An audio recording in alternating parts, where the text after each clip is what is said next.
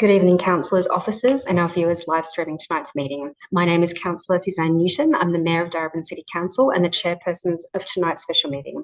It's my pleasure to welcome you to tonight's council meeting. I declare this meeting open at 6:04 p.m.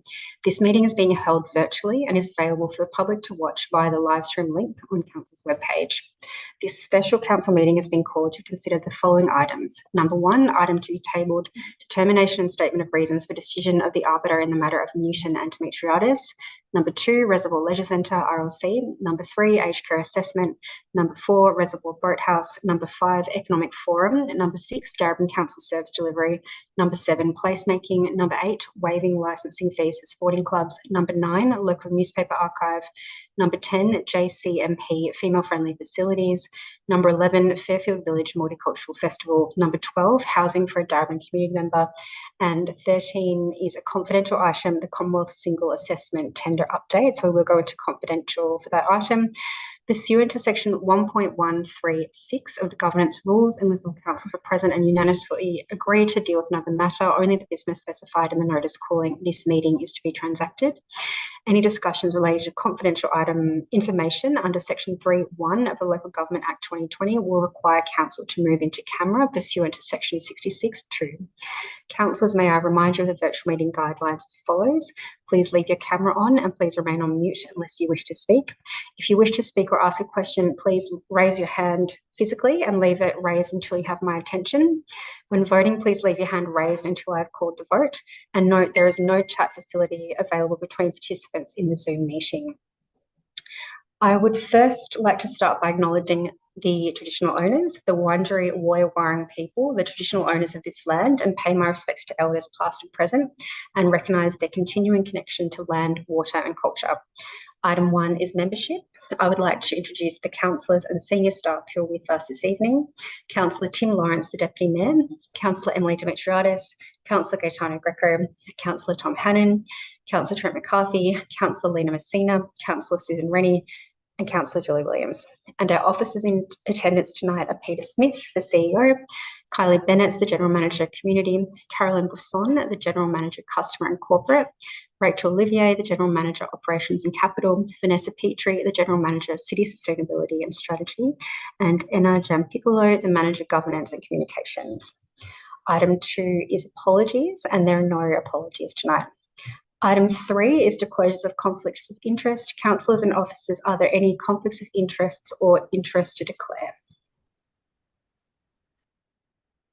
Mayor Newton, thank you.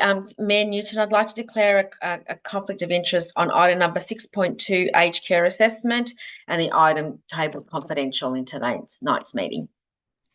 Thank you. Councillor Messina, are there any further conflicts of interest or interest to declare? I will be declaring a conflict on one of the items, which is listed as housing for Darebin community member due to a residential amenity impact. So I will also note that at the item, and I will step out of the meeting itself and come back after that item is dealt with. Are there any further conflicts of interest or interest to declare? Councillor Williams.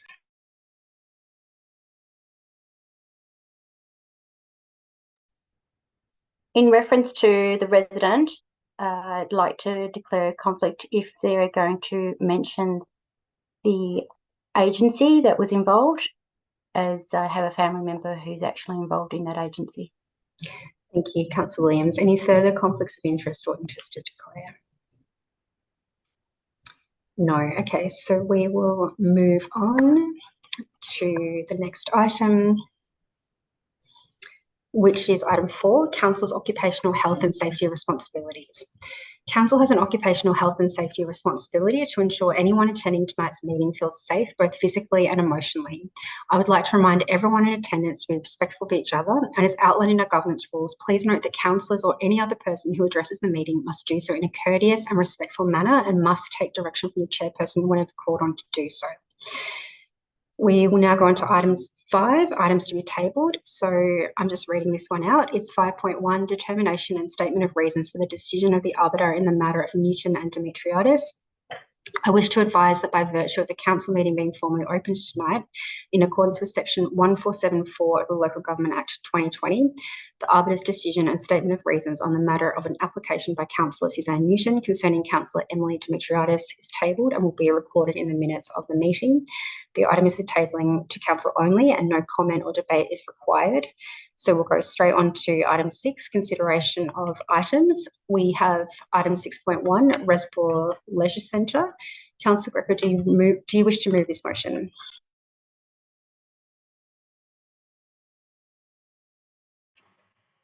Thank you, Mayor. Yes, I wish to move the motion. Thank you. Thank you. Do we have a seconder for that motion? Councillor Dimitriadis. Councillor Greco, would you like to speak to the motion? You have 3 minutes. Thank you, Mayor Newton. I will speak to it. Councillors, I'm moving this motion that I originally intended to move at the end of last year, but for a whole series of reasons, we're here now in February at a special meeting to talk about this item. What the big picture here is in terms of the Reservoir Leisure Centre is that we need to establish a clear pathway of getting a new centre built in the reservoir area. So what this motion basically does, it calls for a report on how we need, what are the components of establishing and rebuilding a new Reservoir Leisure Centre. We know that there's a huge demand for the services that the Reservoir Leisure Centre provides. Also, we know there's a huge demand which has been demonstrated with the with NARC, with the as a result of the overflow that's occurring there in regards to some of the services that have been offered there. So what this motion does is therefore tries to set out what are the key components that we need to find a pathway for in regards to making the Reservoir Leisure Centre, the rebuild and redevelopment of the Leisure Centre a reality in the future. So the motion, first of all, talks about that we've already allocated some funds in order to do a scoping study, and those funds were allocated in the existing budget, but work, I believe, still needs to commence there. So one is to actually push that work along, that actually happens. So we go out to the community to find out what features they would like in a future reservoir rebuilt leisure centre. Also, what the motion also does is looks at requesting a report about what sort of funding do we need, both internal funding and also external funding, both from the other two tiers of government, in order to make the rebuild and redevelopment of the Reservoir Leisure Centre a reality in the future. Obviously, we know that we can't do it all as the council on its own, like NARC, where we need to get some external funding and we need to sort of map that out. And also what the motion does too is that we've often talked about a future fund and also about looking at a specific future fund for the Reservoir Leisure Centre. I think that's important in order to give a sense of reality to making the Reservoir Leisure Centre actually happen in the near future. And the final part of the motion is basically asking for a report that comes back that actually steps us through how the council needs to continually commit to making the rebuild of Reservoir Leisure Centre a reality. So having a report like this with all that information combined in a report actually gives us as councillors and also the community a sense of assurance of where we're going with the rebuild and the redevelopment of the Reservoir Leisure Centre. Thank you. Thank you, Councillor Greco. Would the seconder like to speak to the item? I'll reserve my right, thanks. Sure. Are there any speakers in opposition to this item? Are there any further speakers in favour of the item? Councillor Rennie. Thank you, Mayor. If Councillor Greco wants to pursue this project in this way, I'm not opposed to that. I just think it's worth saying that nothing in this motion tonight speeds things up or achieves an outcome that isn't already potentially underway. We've had clear advice that there was a briefing coming to us in February on this matter, and in fact, the motion tonight may slow down action because it will require further work before decisions can be made. I don't have strong thoughts about how we progress on the project. I think there's a lot of appetite for the project, both from councillors and in the community. We know that we face financial constraints, and so Nothing we do today is going to result in the pool being built tomorrow. I think that's really important to understand. And so whether this passes today or doesn't pass today makes no material difference to the timing of the delivery of the project and may actually slow down the next steps. However, Councillor Greco has maintained his passion for the project and wants to. If I may, I have a small point of order just for a clarification. Thank you, Councillor Greco. What item, which point of order are you referring to? I'm referring to 10 point of order 10.1 and point G, in terms of that it's misleading and false statements. Saying that this. Greco, do you mean? Okay, misleading or false? Yep. Yeah, and misleading or false. Councillor already said that the motion that I'm putting forward will actually slow down what's actually going to take place and what's envisaged, and that there's basically nothing new in there. I would say that this motion does not slow down, and I think it's factually incorrect to say that this motion actually slows down the process.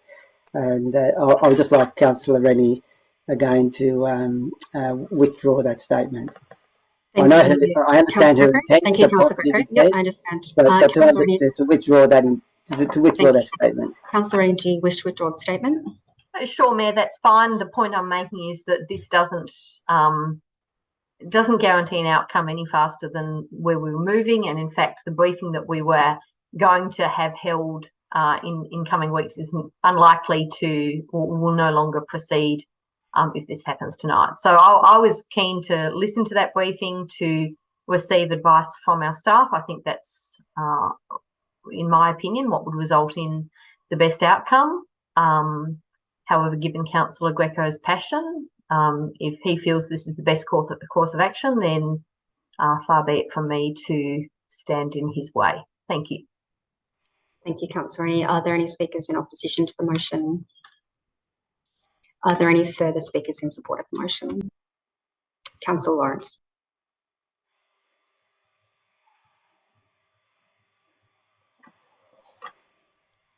Sorry, I'm just juggling three screens here. Yes, look, I welcome the motion, and I think we know the reality of swim centres now are incredibly more expensive than when in the old days when they demolished the 15-metre pool in Reservoir and put a 25-metre one in there, and when they demolished the 15-metre pool on St George's Road, Preston Council, and put a car park there. Those decisions were made. Only a few $100,000 was spent, and it left us with a legacy that we're dealing with decades later. We do know that in these initial plans, while there is considerable money there, it's still money that's within the budget process that we'll be considering. The issue, of course, is the larger builds, which are further down the path. So I don't think any extra detailed thinking at the moment will slow down initial planning. We know it's going to be in the next year's budget, and the build, of course, is going to be constrained by financial constraints in a more medium term and for the next council. So I welcome the motion. Thank you, Councillor Lawrence. Councillor Williams, would you like to speak to the motion? Yeah, thank you. I think it's really important what Councillor Go is putting forward tonight, and it's just to show and let the community know that we are going to continually keep this in the forefront of this council to ensure that lessons learned from NARC and what needs to be built and how long that those buildings, such a major project like this takes. It takes years, and we want to ensure that the community comes along on that journey. So I'm not sure how it would be delayed in any way, shape, or form, because as Councillor Newton, Councillor Rennie mentioned that it's not going to be built tomorrow, but ensuring that we do have our community is on that journey, and we do build exactly to what our community is asking for. And this will take years, not only years from a community perspective of what is needed, but obviously the scoping, what is needed for the area, and also what type of funding can we get. This is going to be a very long, drawn-out project that's, as I said, it's going to take maybe 5 to 8 years to build, just like NARC was. Thank you, Councillor Williams. Are there any further speakers to the item?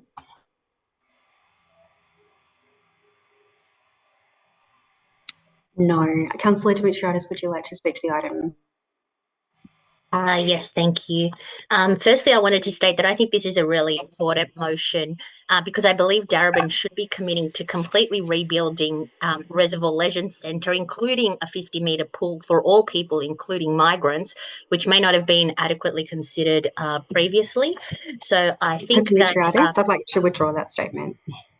Oh, sure. I will... What statement, sorry? About migrants. I'd like you to withdraw that statement. Oh, okay. I don't recall what I said. What about I'll recall. What about migrants? Did you want to repeat what you said? I can't remember. Sorry, I just said it. I said that a 50-metre pool.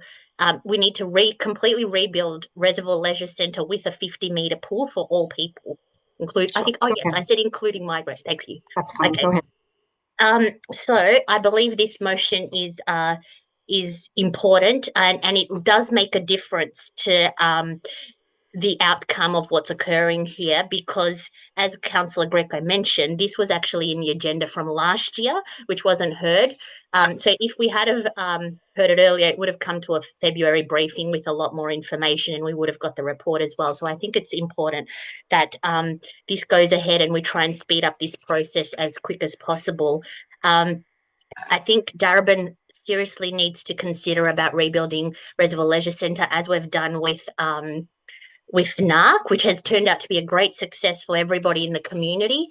It'll be great to see that in the northern part of the city as well. So I hope all councillors will support this motion and we can all move forward in a quick manner to get Reservoir Leisure Centre completely rebuilt. Thank you. Thank you. As we've now heard from the mover and seconder and all the people that wish to debate, I'll now put that to the vote. All those in favour? That is carried unanimously and that motion is passed. So we'll now go on to the next item, which is 6.2 aged care assessment. Councillor Messina, you declared a conflict for this item. We'll just wait for you to leave the room, please. If I can have an officer call me back on my private number, that'll be great. Thank you. Yes, thank you, Councillor Messina. Great. I believe that Councillor Messina has now left the meeting. So we'll now go on to 6.2 aged care assessment. And sorry, I forgot to do this at 6.1. Does anyone have any questions on this item? Councillor Hannan. Thank you, Mayor. I understand we've just received news today that the tender for this service is open yesterday, and thank the officers for providing that quick advice. I wanted to ask if there's any practical issues in implementing the motion as it stands. Given I understand the tender will close in less than 6 weeks, is it implementable, or are there any challenges if it was to pass as proposed? Thank you. Through you, Mayor. Yes, you're correct, Councillor Hannan. The Commonwealth released the tender yesterday and officers have just started their initial review of that tender documentation. This particular motion relates primarily to decisions that are being made by the state government and is calling predominantly for council to write a letter, but also potentially do a few other things. So I don't believe that the tender document release is an issue for this particular item, and certainly if council were to pass it, officers could implement it within existing resources. Thank you, Ms Bennett. Councillor Hannan, did you have any further questions? No. Councillor Rennie. Through you, Mayor, slightly similar question to Ms Bennett's, possibly, of the CEO. Does anything in this motion jeopardise or make more difficult any outcome that we might determine in the confidential matter that's further down the agenda.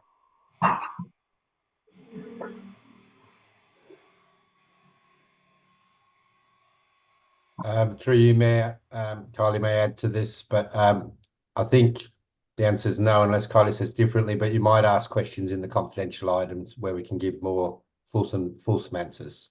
Great, thank you.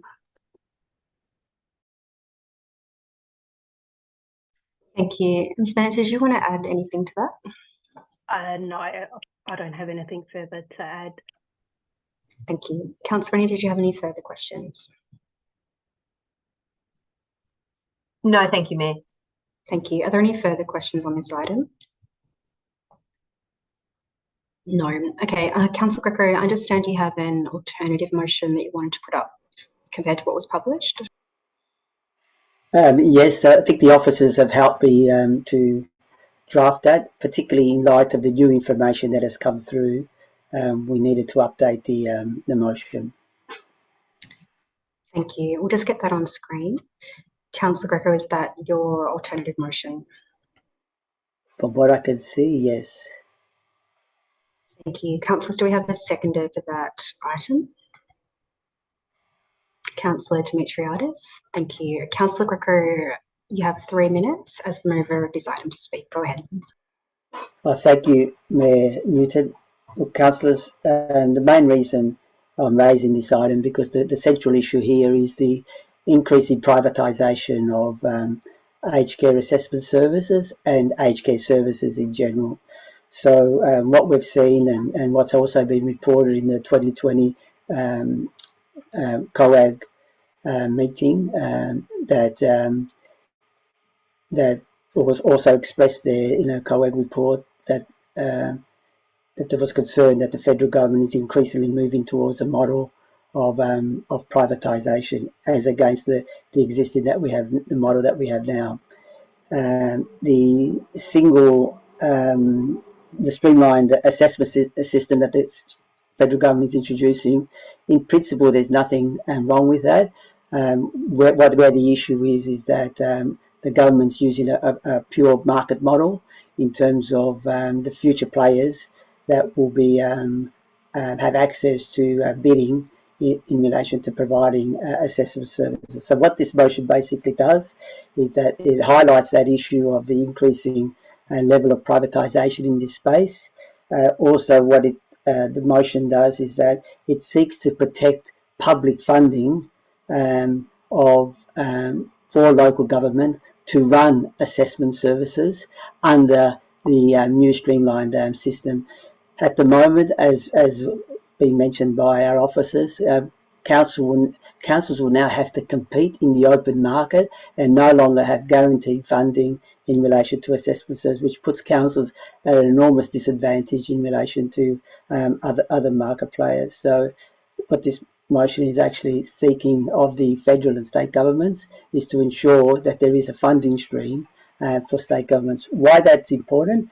It's important because, as we know, the local government assessment teams and services provide an enormous service of quality, and a service that's highly respected by residents and by the community in general.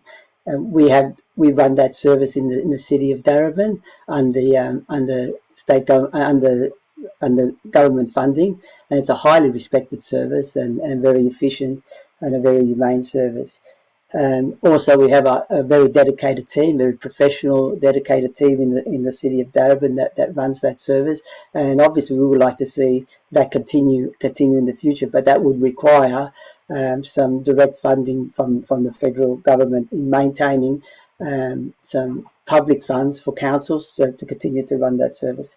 So that's the basis of the motion. It's in relation to the issue of privatisation. I think as a council we need to defend the public services and a public assessment service as we currently have. Thank you. Thank you, Councillor Greco. Councillor Dimitriadis, would you like to speak to the motion? No, I'll reserve my right. Thank you. Are there any speakers in opposition to the motion? Are there any further speakers in favour of the motion?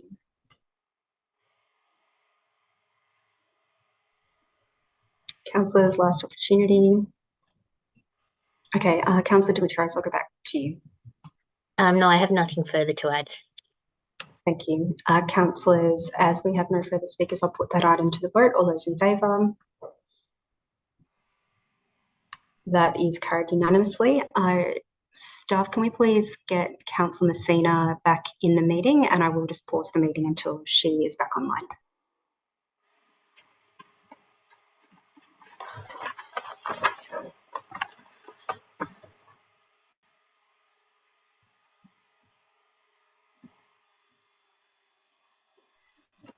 Also, while we're waiting, I'll just point out that that alternative motion did require leave from myself as chairperson to put forward, and just confirming for the minutes that I was happy to give leave to Gaetano Greco to put forward that motion that has now been passed. Thank you.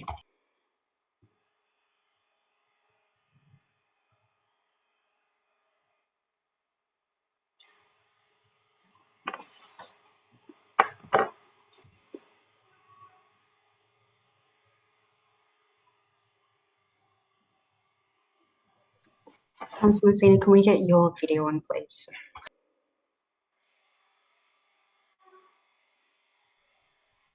Great. Welcome back. We've now got all councillors present, so we will move on to item 6.3, which is the Reservoir Boat House. Do we have any questions on this item? No. Councillor Messina, it's your motion. Would you like to move the motion? Thank you. And do we have a seconder for the item? I'm happy to second it. Thank you. Councillor Messina, would you like to speak to the item? Apologies, Mayor. Before the debate begins, in terms of questions, I just wonder how much it would cost to implement this NOM if it passed, because it goes to the question of the $5,000 that a NOM can allocate. Thank you. I'll allow that question. Ms. Olivier. Or CEO, Mr. Smith. Through you, Mayor, can I just get some clarity from governance around the difference between a motion listed as business to be transacted on a special agenda item versus the $5,000 clause in a notice of motion? I think there's a discrepancy in treatment in the governance rules. So could I just suggest through you, Mayor, that you just get some advice from governance to answer that question before Rachel answers the question about how much it costs, because I think there's an assumption that the $5,000 limit applies to items listed on a special meeting, and I just want to check that is correct from our governance officer. Thank you, CEO. Through you, Mayor. Yes, items that were admitted as part of the call for a special meeting were under 1.1.2 of the governance rules, and in assessing them, the provisions relating to the notices of motion under 6.1 of the governance rules only relate to ordinary meetings, not special meetings. So I hope that clarifies the question. Thank you. Ms. Olivia, did you want to add anything to that? Only to reflect that the motion that I have seen calls for a report, and producing that report can certainly be done by the team within current operating. It's then if council decided to move to an expression of interest or some other proposal process that you would incur costs. Thank you for that clarification. That's very helpful. Thank you. Are there any further questions on this item? No. Okay, Councillor Messina, I'll go to you as the mover to speak to the item. Thank you. I'm flabbergasted, and I thank you, Councillor Rennie, for your question, but this has been tabled since November and it's now February. Should have been heard prior, and I apologise to the community who've been waiting for this. The Reservoir Boat House is an iconic space. It has been laid there quite barren for some time. In fact, I think it's almost 2 decades that council has often spoken about reigniting that area, but it still lays there barren. We're not utilising its full potential. And what this is a notice of motion to come for a report, to a motion to address how we can elevate that particular area. And I'm quite flabbergasted that we keep on continuing to delay it. I'm flabbergasted that... Sina, I'll ask you to stay to the topic, please. I am referring to the topic, Mayor, but I'll continue. I'm flabbergasted that 6 months into last year, we have been advised that there's a covenant on the particular property. So this is a place of significance to not only Darebin, but people that come to Darebin to come and utilise Edwards Park Lake. This Reservoir Boat House is to be elevated. It's supposed to be a testament to our culture and historical heritage. It's a unique opportunity to bridge what was happening prior to what is happening now, elevating the Edwards Lake further into its sphere of local history, but we're not doing it. It's nestled in picturesque parklands. We could be working with the community, and we know we have a great Edwards Lake task force there. It's where we can come together and bring it to light. That's what this motion is all about. It's about addressing what we haven't done and what we need to do. And I'm flabbergasted there are some that still don't want it to come into fruition. This is a project that should have been done 2 terms ago, and this is about elevating it now to ensure that we don't stop it. We don't put the brakes on it anymore. This is about a cultural and a culinary experience. It's about an expression of interest to elevate the area and utilise the beautiful parklands, but working with the Edwards Lake Task Force, so that this is the project that the community will not only ensure to have now, but for future generations. And it is, after all, only expression of interest stage. So I'm hoping that it will be supported by my fellow councillors. Thank you, Councillor Sina. Councillor Greco, would you like to speak to the item? Nita, I reserve my right to speak. Thank you. Sure. Are there any speakers in opposition to the item? I have an amendment. Councillor Hannon, yes. What is your amendment? I've only just recently resubmitted it, but I actually submitted this late last year for the previous meeting. I've just emailed it around to councillors again. It's essentially there's 2 changes. One is to refer this matter to the budget process alongside other items. And the other is to include the option of refurbishing the boathouse to become a council-run community meeting space. Thank you, Councillor Hannon. Is that acceptable? Oh, actually, I'll just wait for it to come on screen. I believe that is about to happen. Okay, so we've got the proposed amendment from Councillor Hannon on screen. So it's about point 4, changing it to refer to the budget process, and also adding refurbishing the boathouse to be a community meeting space as an option. Is that acceptable to the mover and seconder? No. No, okay. It's not acceptable. Thank you. Do we have a seconder for the amendment?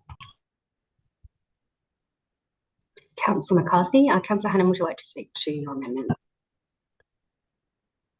Yes, thank you, Mayor. I want to start by saying that I personally, and I believe all councils, are very keen to see progress on Edwards Lake Boat House.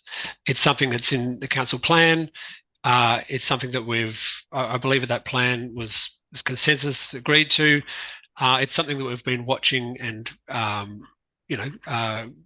keen to see the progress in the years. I share Councillor Messina's frustration in the slow progress. I understand there are legal barriers that have been identified. So as much as we may want to move ahead with a certain model, which is 4A, which is basically a commercial model,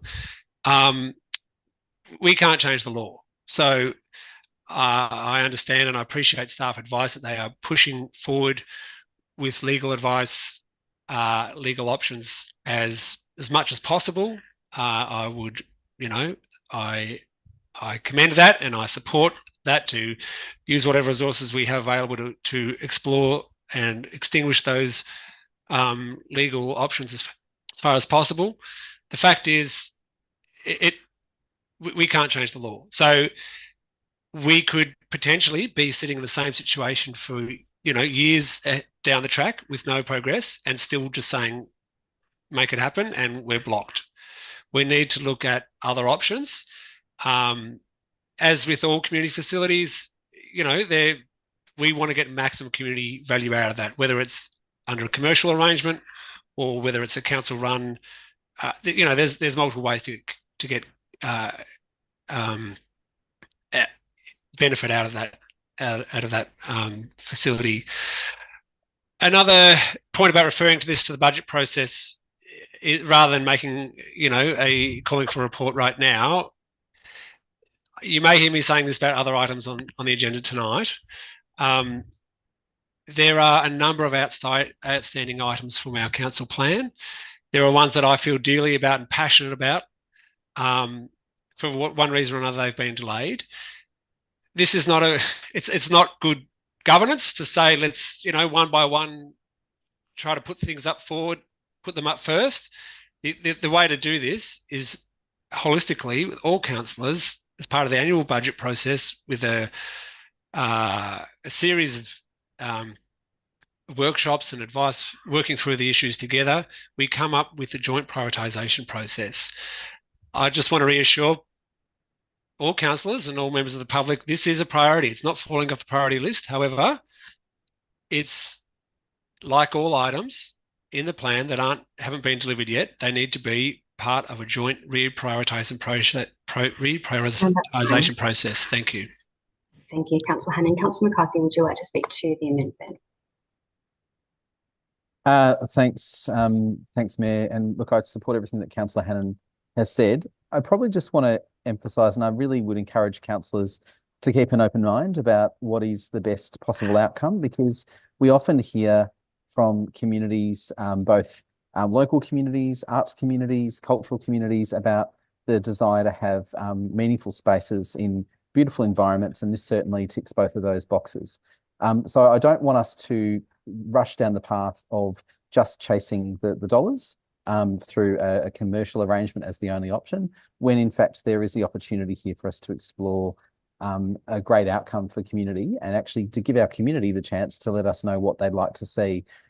If councillors are thinking only from a perspective of a culinary experience, I think we're limiting what the community in fact may come back and tell us. And so I support Councillor Hannan's comments about actually getting this into a referral into the budget process. I think that's the right way forward. But I think we also need to be fair and open to our community and what they're looking for. And we might be surprised. And I would hope that all councillors would have an open mind. We just have to look at the Friends of Edwards Lake and their extraordinary community that they've built. I would not want them to feel shut out of being able to use this space, just like so many other groups as well.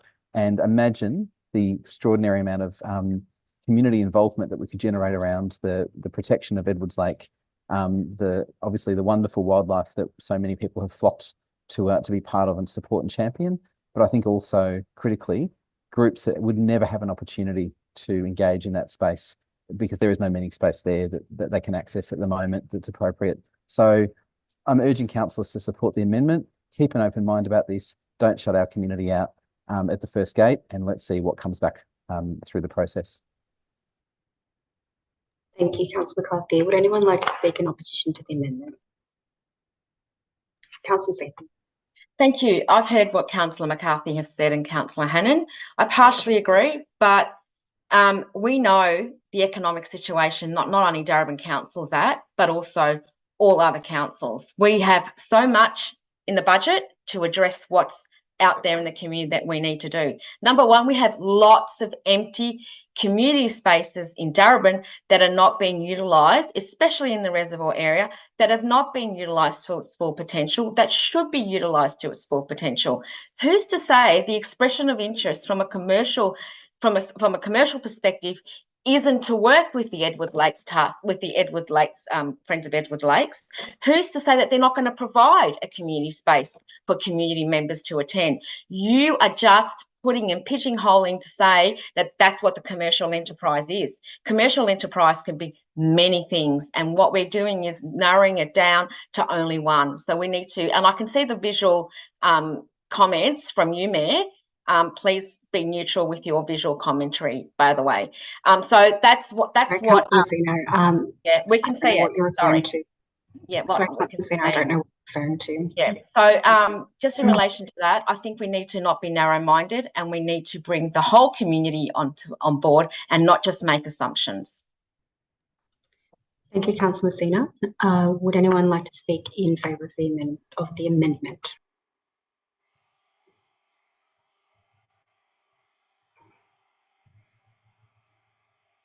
Would anyone like to speak in opposition to the amendment? Councillor Greco. Thank you, Mayor Newton. Look, I'll just mention a couple of points. Councillor Hannon talked about prioritising.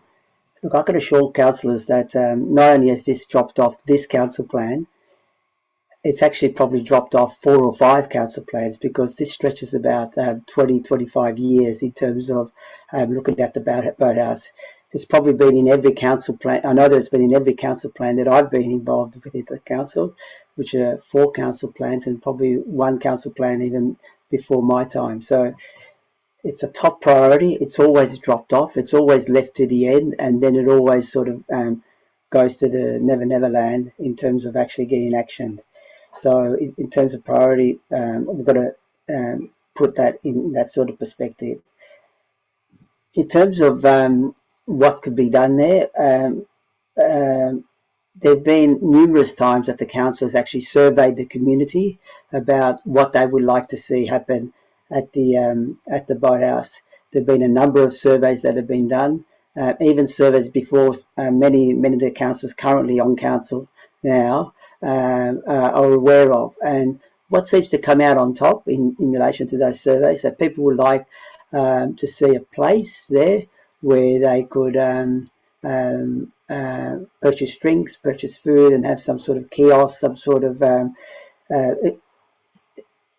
the consensus seemed to revolve around that particular interest. Of course, there are other interests associated with that could be linked into a place where people can go and relax with their families and enjoy the space. I note, for example, at Queen's Park in Mooney Ponds, there's a beautiful lake there, and also there's a kiosk there which is really well frequented, and people often ask me why is in Edwards Lake being put into a similar situation. Thank you. Thank you, Councillor Greco. And I would like to remind councillors, please, not to make comments about people's personal appearance or facial expression. Are there any further speakers on the amendment before we put that to the vote? Councillor Lawrence.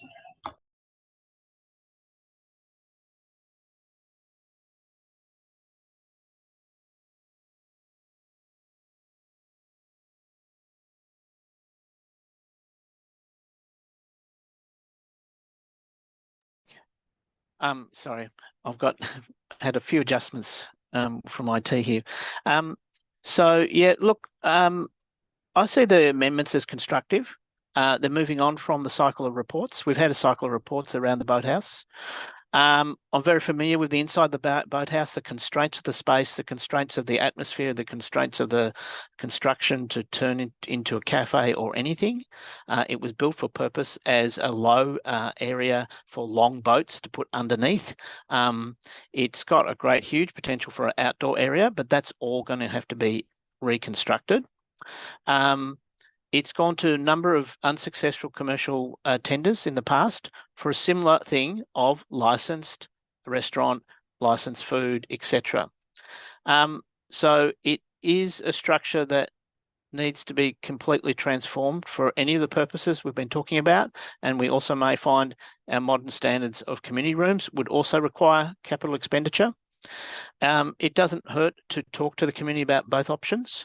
There is a growing movement to treat Edwards Lake.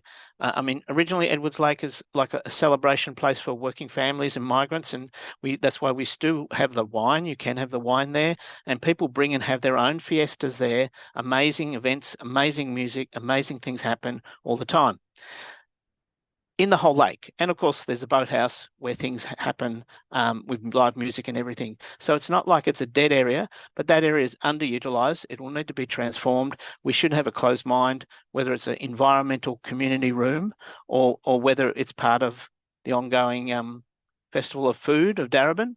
And I should say There's plenty of new restaurants, Balkan Grills opening up in Reservoir nearby, and this is the only place that we can create a fantastic restaurants. They're being created all the time. That's time. Thank you, Councillor Lawrence. So if there are no further speakers, I'll put the amendment to the vote. All those in favour? That's Councillor Newton, Councillor Hannan, Councillor Dimitriadis, Councillor Rennie, Councillor McCarthy, Councillor Lawrence. All those against? Sorry, I would like to retract that. I'm sorry, I accidentally put my hand up. I would like to be. I'll recall the vote. Thank you. I'll recall the vote. All those in favour? That's Councillor Newton, Councillor Hannan, Councillor Rennie, Councillor McCarthy, Councillor Lawrence. All those against? Councillor Williams, Councillor Dimitriadis, Councillor Greco, Councillor Messina. The amendment is passed and that now becomes a substantive item. Are there any further speakers on the substantive item? Councillor Reddy. Thank you, Mayor Newton. I thank Councillor Messina for putting this on the agenda because I also find it incredibly frustrating that we have underused buildings owned by council where we're not maximising the community potential. Whether that is a commercial hospitality venue or community rooms, I find it completely unacceptable that we have empty buildings that aren't being used. I also thank Councillor Hannan for his amendment because I think that actually improves the chances that we end up with a positive outcome here because it doesn't just open the door for one type of use, but opens the door for use more generally. I would hate for us to go through an expression of interest process for a commercial hospitality operator and land ourselves in 12 months' time back with nothing. I believe that it is well overdue that there is action here, and I think we've now got a couple of pathways to action, and I certainly see this as something we should be prioritising. Thank you. Thank you, Councillor Rennie. Are there any further speakers to the substantive item? Councillor McCarthy. Thanks, Mayor. Sorry, I've got the motion's popped up on screen again. Look, I think it's worth also naming, and I'm pleased that the amendment has been supported and is now the substantive because that guarantees that this will be considered as councillors' budget deliberations, and I'm really pleased to hear that.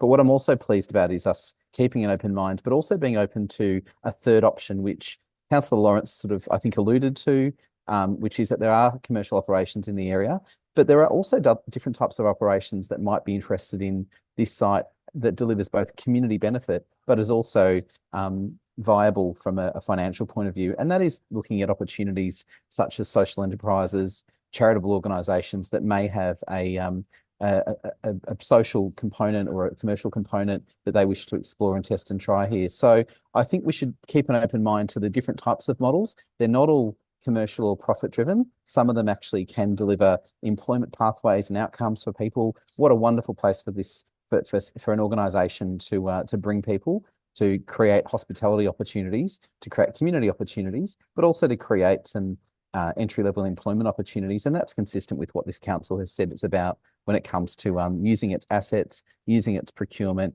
and of course using its own services to create opportunities for people. So I think we need to keep an open mind. I think there are some really great chances that the operator might not be a straight up commercial operator or a community room, and so could be some hybrid of that. And we just have to see what's happened with organisations like the Bridge that have delivered great outcomes close to Town Hall. Why not the same sort of approach near Edwards Lake and at the Boat House here? And what a great place for a young person or a person on an employment pathway to get a job and to learn hospitality trade would be great too. Thanks. Thank you, Councillor McCarthy. Are there any further speakers to the substantive item? Councillor Messina, you don't have a right of reply as this is an amended motion. Are there any further speakers to the substantive item? I wasn't asking for a right of reply. I was actually asking if I could say something. There's no provision for you to say something at this point because you've already spoken to the motion. Thank you. Were there any further speakers to the motion? Mayor Newton, I might exercise my my option to say something as a seconder. Yes, a seconder. Please go ahead, Councillor. Yeah. Look, councillors, I really hope that we really move forward on the boat house. There's been a lot of rhetoric, a lot of talk, and I've heard too much of it over the last 15 years. So I really hope that we do move forward.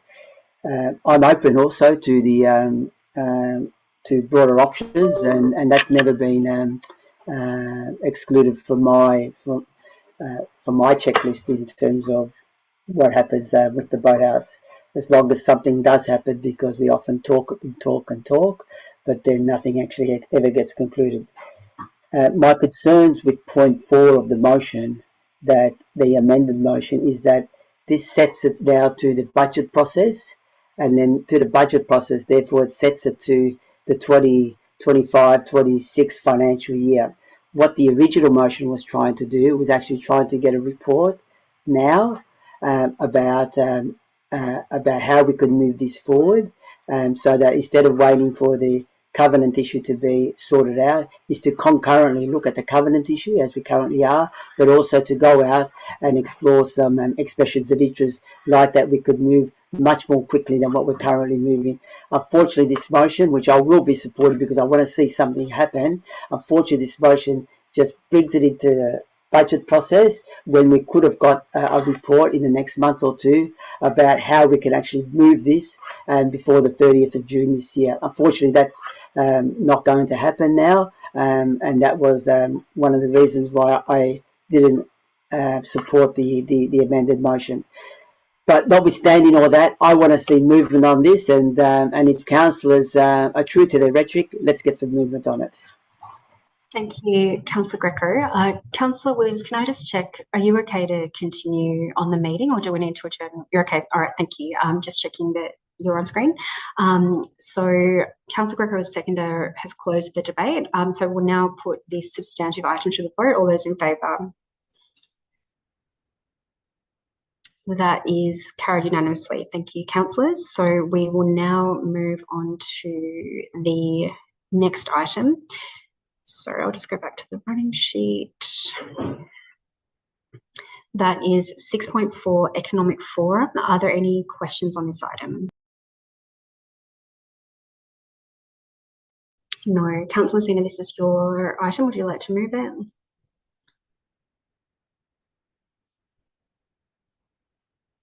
Councillor Messina, would you like to move Mayor, it? sorry, I had, yeah, thank you, Mayor. Do we have a seconder for this item? Councillor Greco. Councillor Messina, would you like to speak to the item? Just briefly, I know we've discussed it very much and the rationale was pretty in deep that I submitted. This is just a notice of motion to bounce back on the establishment of what we created, fostering that roundtable discussions with the business community. I want to thank the attendees. There was numerous amount of our business community there, from social enterprise to large organisations. So I want to thank everybody who attended. Our officers, Varley, Mark, Wendy, Philip, Councillor Williams, I know you were there, Councillor Hannon, you also attended, the CEO. It was a great environment, a great economic platform to hear from our municipality, our business community. I think it's a pivotal step towards creating that vibrant, dynamic economy community when it looks at the business sector. It's a collaboration where usually it was us versus them. This is about bringing them all together where they can foster discussions. And it was really great to see that council becomes a conduit between what's happening with our local businesses and our government entity and community stakeholders. It's not about a bureaucratic red tape that needs to be cut through. It's about a powerful catalyst for positive change. So that's what this is called. Perhaps it won't be Darebin Economic Chamber of Commerce. We probably don't want it. I think we came up during a terminology we used, I think, do it in Darebin. It was somebody from the Northgate end who came up with do it in Darebin, do business in Darebin, do networking in Darebin. So it was a great narrative to hear from our community. I think it is also important to elevate the importance of the last day. And the last day was a wonderful presentation from our very own Lucinda Hartley. She is a Darebin resident who is globally known as an international urban design specialist when it comes to what the future of Darebin is going to look like. She spoke about what does the future resident of Darebin look like and what does that resident want in our municipality. It was a great narrative, a great discussion, an example of what can happen when you've got our business community and council coming together and fostering that that dialogue and cutting through this, looking at strategic planning, policy implementation, ensuring that they have a voice when it comes to Darebin's council plan. So I hope my fellow councillors will support this. What's next? Because that's what I heard from them. What's going to happen next? It's great that we've had this platform, but what's next? What do we look forward to next? What doors are opening up for us? So I'm hoping my fellow councillors will support this to ensure that there's continuity for our business community, but what Darebin Council, how we work with them to create that dynamic platform for them. Thank you, Councillor Messina. Can I just check, have we got Councillor Dimitriadis in the meeting? Oh yeah, we do, sorry. Thank you, Councillor Messina. Would the seconder like to speak to the item? Thank you, Mayor. Yes, I'll say a few words. Thank you, Councillor Messina, for bringing this onto the agenda. I know that this should have been, back on the agenda back in November, early December, just after the last session of all the businesses getting together. I too attended the last session, and I was really happy to attend. Because I could really see, being in that room at the Darebin Arts and Entertainment Centre, there was a real buzz there with the local businesses that attended. Many of them had attended a whole series of sessions to get to that last session, and what was interesting to see was the diversity of businesses, and also what was really came out to me, particularly in that last session, that a lot of the businesses wanted to see that council plays a pivotal role, a central role in providing those opportunities for local businesses to actually get together. We could see just in that last session how there was a lot of networking that was occurring and different businesses talking to each other, because as many of them said, in the everyday running of their businesses, they never really get the opportunity to sit back, relax, talk to their colleagues, talk to other businesses and see what synergies there could be there. And they really, rather than criticising council, which I thought would have been a bit of a critique of council, actually they were very supportive of council and encouraging of council for the fact that they had organised and these business get-togethers and these business sessions. As Councillor Messina mentioned, what's important is that how we follow through with what we left with them at the end of last year. That's going to be the critical marker, because a lot of business people are very practical, very pragmatic, and they actually want to see that what is said is actually carried through. I know that officers are looking at compiling a report, and it'll be really interesting when that report comes back to us so that we can see what next steps we need to take. Thank you. Thank you, Councillor Greco. Are there any speakers in opposition to the motion? Are there any further speakers in support of the motion? No. Okay, councillors, I'm going to put that item to the vote. All those in favour? That is carried unanimously. Thank you, councillors. We'll go on to the next item, which is 6.5. This is Darebin Council service delivery. Do we have any questions about this item? No. Councillor Messina, would you like to move this item? Yes, thank you. Thank you. Do we have a seconder for the item? Councillor Greco. Councillor Messina, please go ahead and speak to your item. Thank you. I'll speak very briefly. I think the rationale speaks for itself. It's about council considering the service delivery moving forward in terms of what we've got in place at the moment is actually not adequate. I hear from the community. I attended an event and I went there and the toilets weren't even clean. It was early in the morning. It's about addressing our cleanliness in our community. It's about addressing the maintenance of our greenery, our street cleaning. I hear from the traders quite regularly. I hear from people pounding the pavement. Our streets are not looking nice and clean. We need to look at service delivery. We need to put it out there and say, this is what the benchmark is, a provider. You need to beat that benchmark, because if you don't, there's going to be penalties, just like we do when we have contaminated waste in our bins that are collected by external parties. We need to address those as well. We need to have more cleanliness in our high traffic and sensitive areas. And we need to look at not just cost reduction implementation, but we have to look at efficiencies and effectiveness of the services that we provide in our community.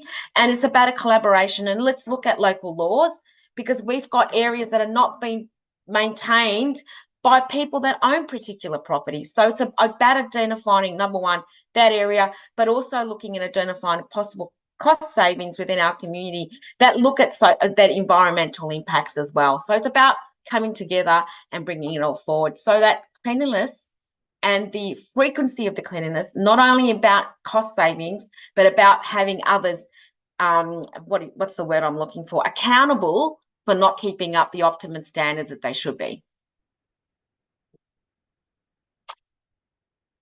Thank you, Councillor Messina. Councillor Greco, would you like to speak to the item? Thank you, Mayor Newton. Look, I think Mayor Messina's covered it fairly well.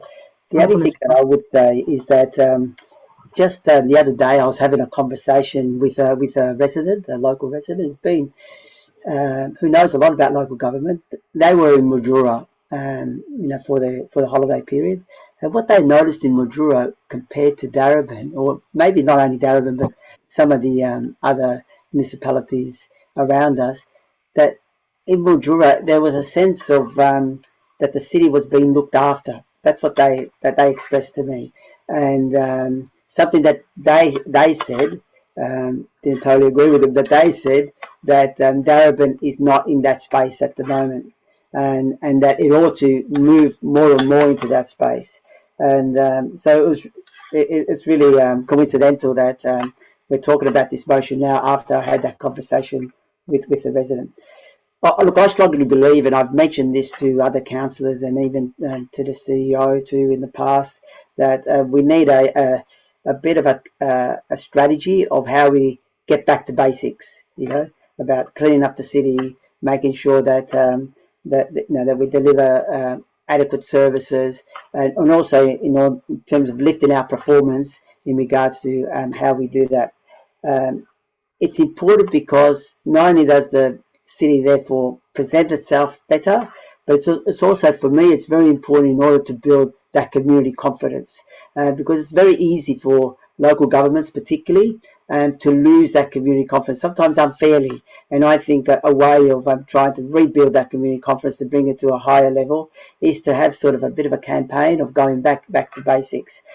Why that's important, I'll finish on this note, because the more community confidence you can build, the more back to basic stuff that you can do, that gives us license to do more social justice work, which is very much needed in our city. So I think the two things go hand in hand. Thank you. Thank you, Councillor Greco. Would anyone like to speak in opposition to the motion? Councillor Lawrence.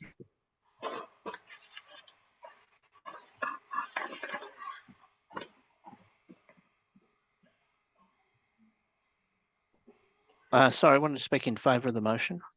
Yes, go ahead. Yeah. Look, the issue of service contracts, obviously they're often focused on the big picture stuff, but in terms of flood mitigation, I think the first day of Deputy Mayor I was in Boulderwood Parade in 3 feet of water with one staff member attending 2 pits that hadn't been maintained properly, probably weren't designed properly, and were built in the lowest land with the highest socio-economic need under the Preston Council. And that huge area runs from both ends down to a low point, and the failure of monitoring and cleaning those meant that almost 3/4 of the road was flooded in a very short flood. It only took one experienced staff member to actually unplug it, and it was amazing to see what knowledge and action an experienced staff member had. But we need to have greater focus on these smaller things, which is the video. It's all done modern ways, but it has to have a attention to detail, and especially where there's a poor area. That area also had 3 streets till recently. About 8 years ago, we spent $300,000 because the stormwaters weren't even in place. So poor infrastructure seems to exist where there was public housing, where there was low-cost housing, and poor maintenance is also being experienced in those points. So I'm not sure what we have to do, but there is certainly a social lens to this, and it caused a lot of you're talking about a main tributary road, and it was pretty scary how some of the big utes were coming down there and not slowing down for 2 to 3 feet of water that's suddenly there. The more recent rain a few weeks ago, the whole road was underwater. So we've got some vulnerable points we should look at, and the monitoring and the cleaning is important. Thank you, Councillor Lawrence. That's time. Do we have any other speakers in favour of the motion? No. Okay, let's put that one to the vote. All those in favour? That is carried unanimously. Thank you, councillors. So we will go on to the next item. We're up to 6.6 placemaking. Are there any questions on this item?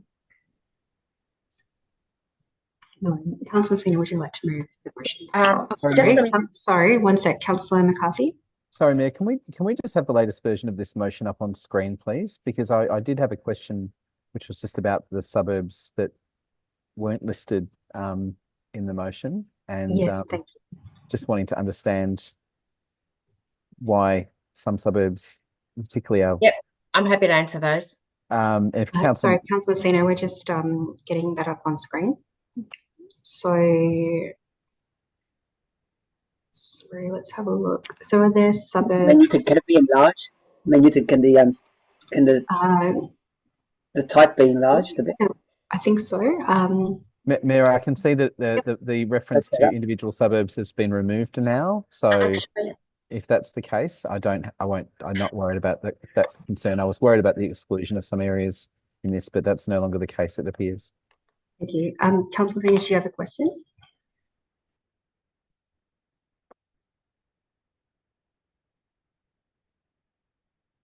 Sorry, Councillor Messina, did you have a question? Well, I did have some suburbs noted in my original note. That is not the placemaking notice of motion that I circulated, that I drew up in November. But I'm happy for it to be not specific. I did highlight some suburbs, and I'll give my rationale for those suburbs, like which I put in my rationale and I circulated to councillors.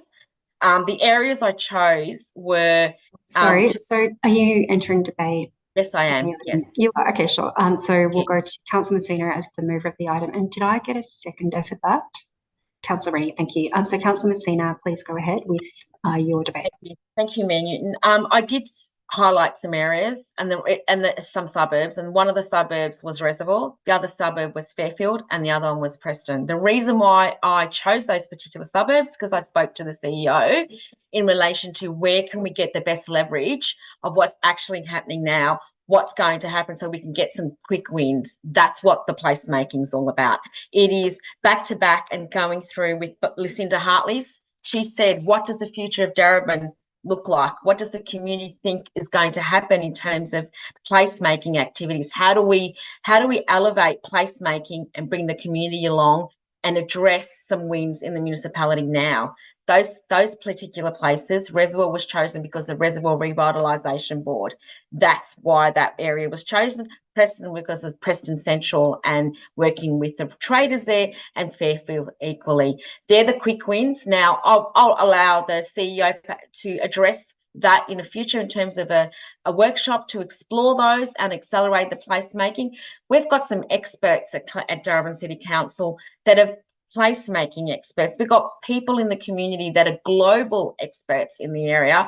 I think we need to bring them all into the narrative and have some quick wins on the board, and where we can get the best leverage in those areas that have like the Reservoir Revitalisation Board, the Preston Central, and also Fairfield. That's what they were highlighted, but I'm happy to address it in terms of which way the CEO and the councillors want to explore in a workshop moving forward. Thank you, Councillor Messina. Councillor Rennie, would you like to speak as the secretary? Yes, thank you, Mayor. And thank you to Councillor Messina for putting forward this motion. I'm really excited to hear more about placemaking and to participate in this workshop. I think it's really important for every councillor in Victoria and beyond to be aware of what placemaking is and the role that community participation plays in placemaking, and that placemaking in its essence is about harnessing community strengths to create more beautiful, inclusive communities where people can live their fullest lives. And so it's about, you know, a methodology for using our assets and building new and better assets, recognising that people are at the heart of the places that we're talking about, and that if we try and make improvements in the absence of engaging with our communities and the people who are going to use places, then those efforts will fall flat. So I think this is great, and I'm really looking forward to the next step. Thank you. Thank you, Councillor Rennie. Are there any councillors who would like to speak in opposition to the motion? No worries. Councillor McCarthy, are you speaking in support of the motion? Go ahead. Thanks, Mayor. Yeah, speaking in favour of the motion, I'm pleased that it's not specific to a handful of suburbs, probably because I do work in the placemaking space in my non-council life, and I can tell you that some of the most interesting places in Darebin actually sit at the borders of some of our suburbs and sometimes at the borders of our municipality. And I'd hate for us to take a sort of a locational perspective that's actually not, that's about naming suburbs, not actually understanding places. In my own ward, which is the Southwest Ward, we have the fabulous Miller and Gilbert place, which I've lived in that area since when it was actually quite economically desolate. There were only about 3 or 4 shops open at one stage. Now it is a thriving local shopping strip. It has been the case of a lot of factors. Some of those have been council influence, but some of those have actually been driven by local businesses creating ideas and council following. And so there's a push-pull factor here. And sometimes those things are driven by community interests as well. So I'd hate for us to go down the path of trying to pick winners, but rather to take a really an evidence-based approach, an imaginative approach, but also understand that sometimes it's actually in the liminal places within communities where, you know, particular suburbs cross over, or even where we interface with a neighbouring municipality. We just have to look at the northeastern corner of our municipality to see that we have interfaces with the city of Whittlesea and Banyule, and different kinds of places to what we see in the south part of the city. How do we create a sense of place when we actually don't necessarily control all the, I suppose, municipal levers that otherwise might exist? So room for collaboration in this stuff. Really welcome any work that we do around this, and hopefully it sets the scene for the next council. Thanks. Thank you, Councillor McCarthy. Are there any further speakers to this item? Councillor Greco. Thank you, Mayor Newton. Yeah, I just wanted to make a small contribution in relation to this. One placemaking space that we have in Darebin that's been really successful and central to the soul of Darebin was the Preston Market. One of the features of the Preston Market, and why partly the reason why the Preston Market got preserved, is the involvement of the community in the campaign to save the Preston Market. Because when we talk about placemaking, we're talking about people connecting. We're talking about having a vibrancy of an area, and also ensuring that business thrives and there are all those social connections that are created. So Preston Market, to me, in terms of Darebin, typifies a spectacular placemaking project. Obviously, a lot more work needs to be done. The work that was done on Preston Market was mainly from a defensive perspective, and obviously we need to monitor and keep abreast of the future developments there. I think that model, as other councillors have said, can be brought to other parts of our city, and again, I would say particularly parts of our city in the northern end of our city, where there's a screaming demand for us to create really good placemaking projects, and ensuring that that we provide that impetus in order to revitalise certain areas, particularly the north in Reservoir. It's really at the cusp of actually employing some of the methodology and some of the practices of ensuring that placemaking can take place, and in terms of connecting people. So I really look forward to the opportunity that we can have a workshop and a discussion on this subject, and to see how we can apply it, particularly and also in some of the lower socioeconomic areas of our city. Thank you. Thank you, Councillor Greco. Are there any further speakers on this item? No. Okay, councillors, I'll put that item to the vote. All those in favour? That's carried unanimously. Thank you. So we will go on to the next item. We're up to 6.7, waiving licensing fees for sporting clubs. Do we have any questions on this item? No. Councillor Dimitriadis, I know that you circulated a amended motion earlier today. I am happy to give you leave as the chairperson to do that. So would you like to move the amended motion? Yes, please. Thank you. Can we get that on screen, please?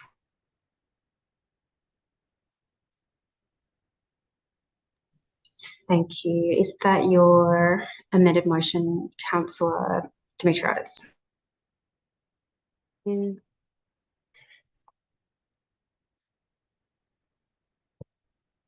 Sorry, I just have to double check this. I'm unsure that it was actually a refer to the budget process. I thought it was just one moment. Do you mind if I just check that? We can go on to the next one if you prefer.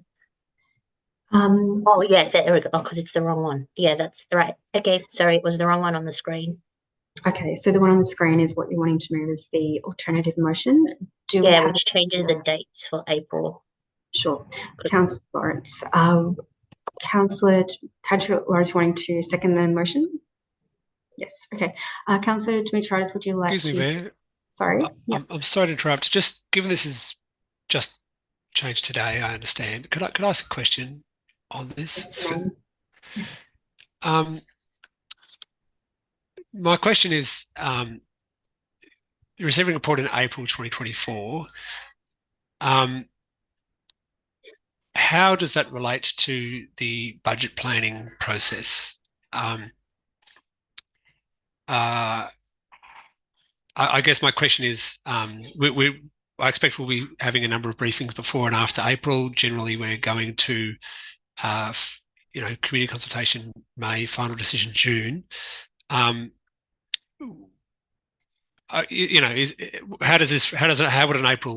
would an April briefing relate to the budget development process? Thank you.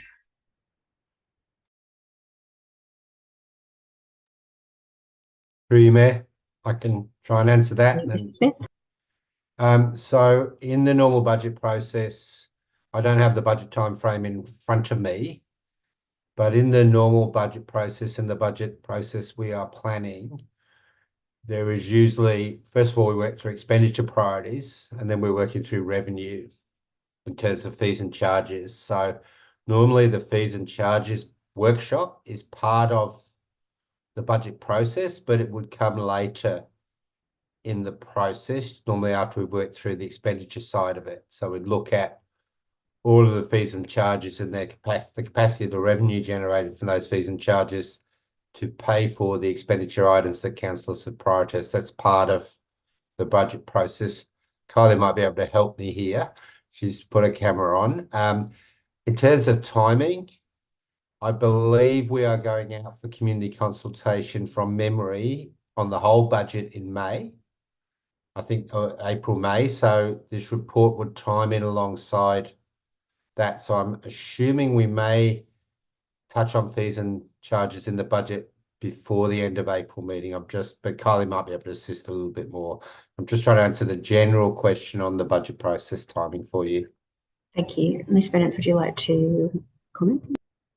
For you, Mayor, if this motion passed and a report was considered in April, I guess there is, as the CEO indicated, a couple of opportunities. So there may be an opportunity through the draft budget, but certainly the final budget in June for council to make any amendments that they might wish to make after receiving a report from officers, if that's what you choose to do.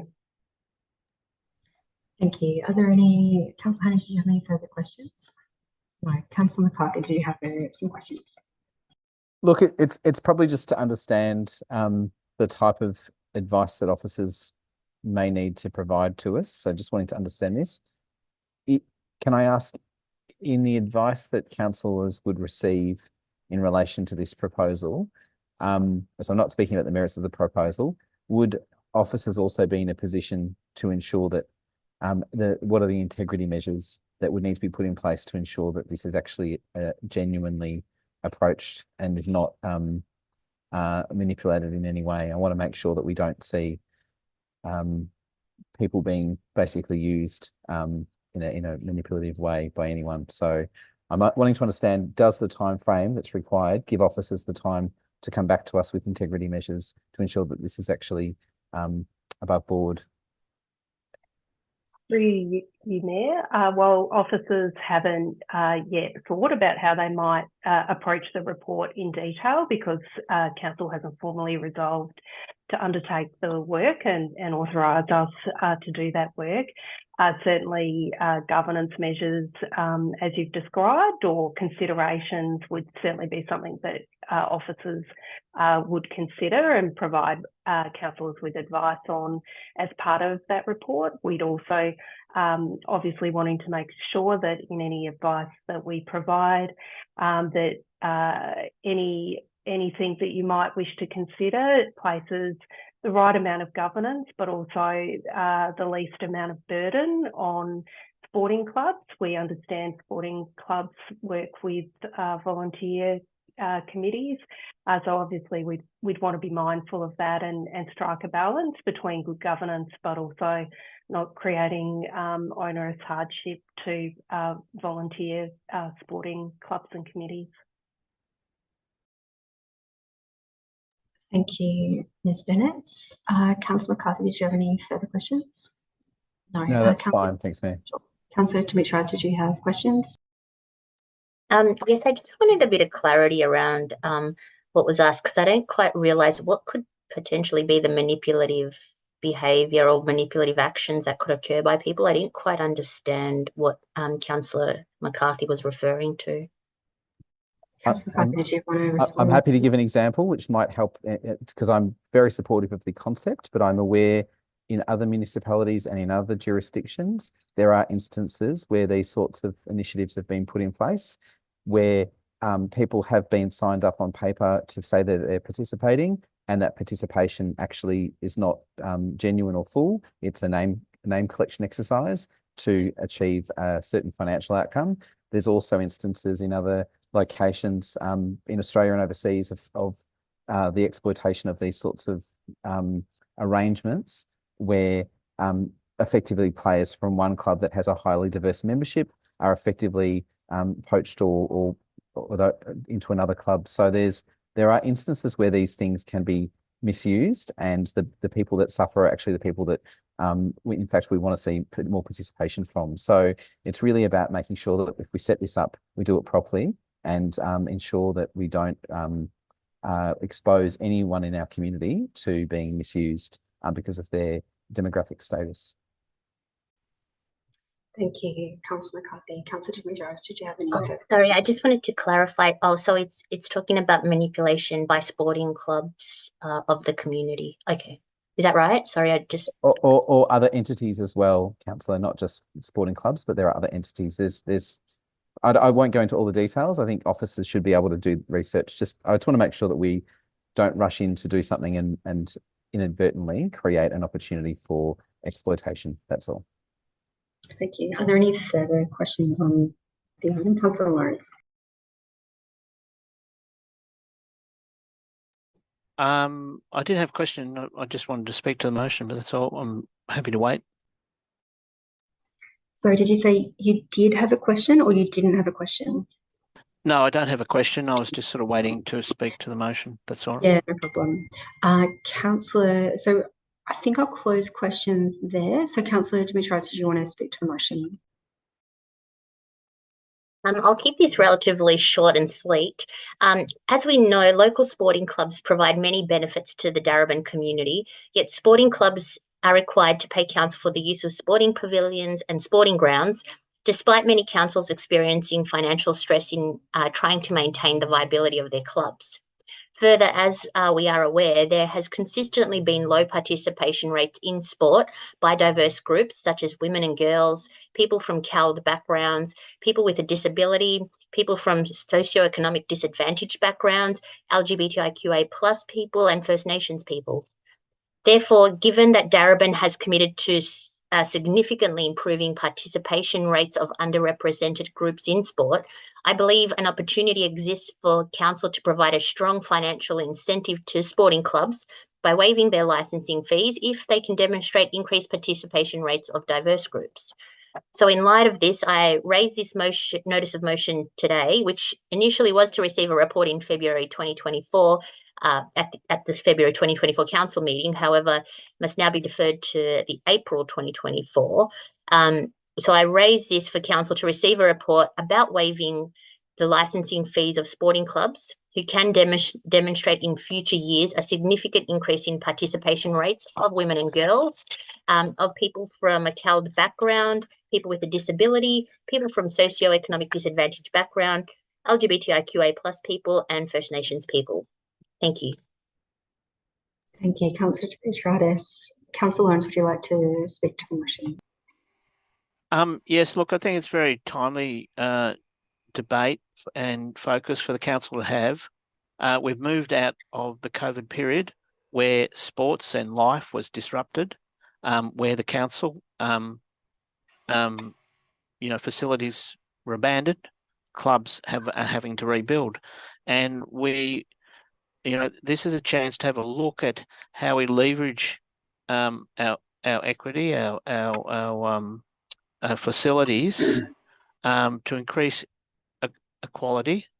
equity, increase diversity and participation, because as this city is going to grow, it's kind of growing internally, a bit like Victoria's state per person GSP has been shrinking since 2019. We're basically consolidating as the city, and there is unequal access to open space. There's unequal access to participation in sport, and that's why we spend a lot of time debating Edwards Lake, all these places and these facilities, and that's going to be a continued focus, because helping those clubs that are reaching out to disadvantaged community members in an intersectional way is going to actually restore human health over the long term.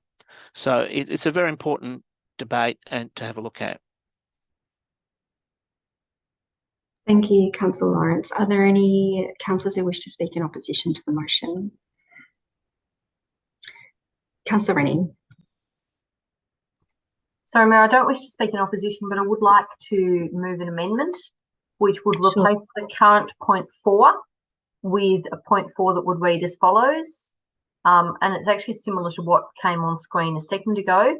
Refers to the budget process for 2024 alongside other councillor-initiated proposals, a report about waiving the licensing fees to commence from 2023-24 for sporting clubs that can demonstrate in future years a significant increase. It just might be good to get rid of the LY off that, because I think it should read a significant increase in participation rates for the above mentioned diverse groups. Thank you, Councillor Rennie. Can we get that Councillor Demetriadis? I'm sorry, Mayor, this amendment hasn't been circulated to all councillors. I believe it has been circulated to all councillors. It might not have been today, but it would have been circulated when this item first came to the agenda. So in December, was it? Or so it's just I saw it on the screen a second ago. It didn't have my name on it, so it's just if the staff could move to what was on the screen a second ago when they were looking for your motion. It's just to refer it to the budget process. Thank you, and I'm quite confident that this has been circulated when this first came to the agenda. Councillor, Mr. Smith. Through you, Mayor, can I just clarify the instruction here in this amendment with the words "a report"? I think the previous amendment, which referred something to the budget process, requested information rather than a report. I think a report in terms of directing staff means a council report. Can I just clarify what the move of the amendment is seeking here? Sorry, yes. not that refers to the budget process, the waiving of licence fees. So just eliminate the words "a report" and "about." Refers to the budget process for 2024 alongside other council-initiated proposals, the waiving of licensing fees.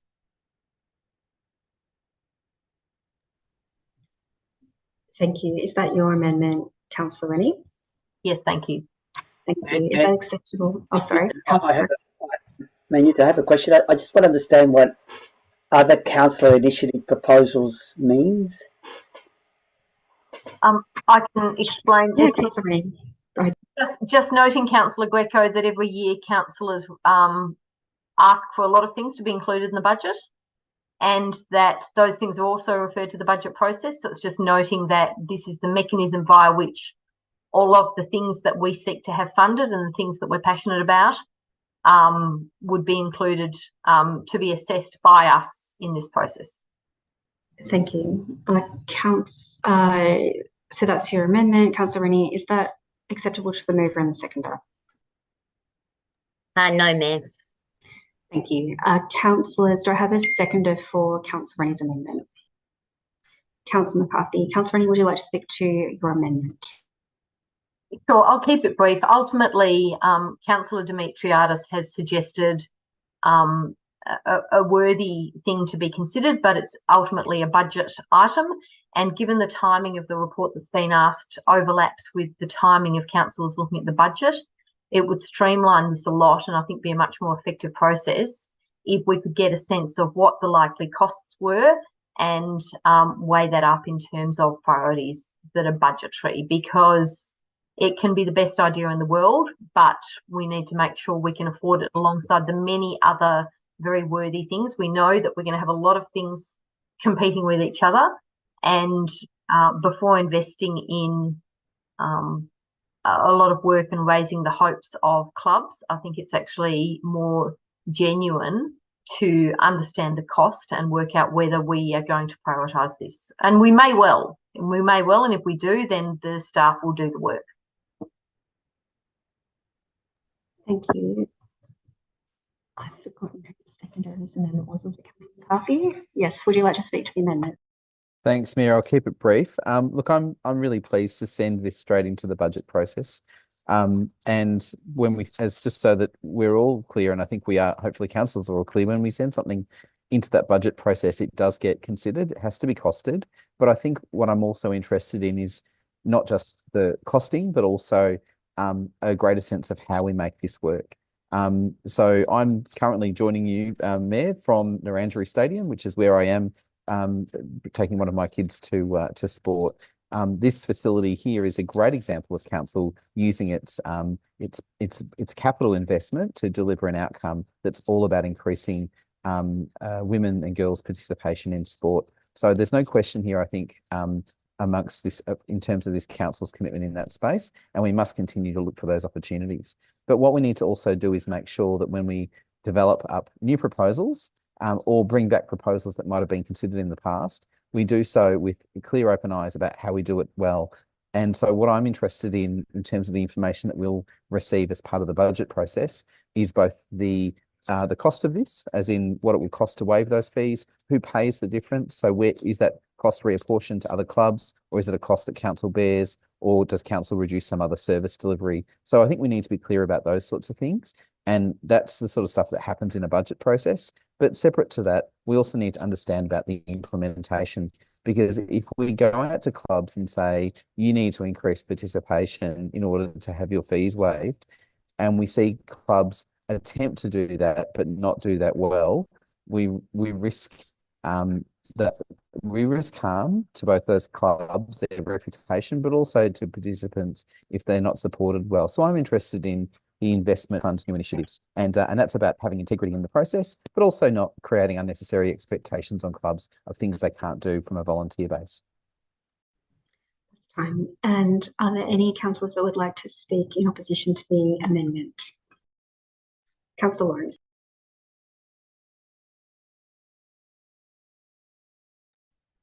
Yes, we all know the budget process has been very rigorous last year, and it's going to be very rigorous again this year. And that's where choices have to be made and where financial considerations have to be put together.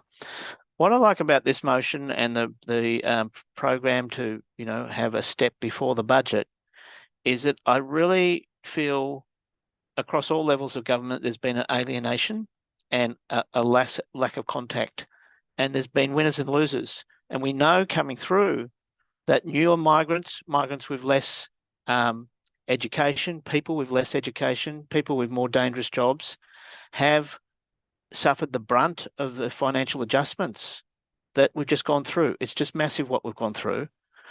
And I think it's time we have a debate about equity and diversity. And there's new diversity coming through this city. Some of it's always been there, but it's greater levels of diversity, and we need to break down those barriers. If the model of Narrandjeri could be done across the whole city, great.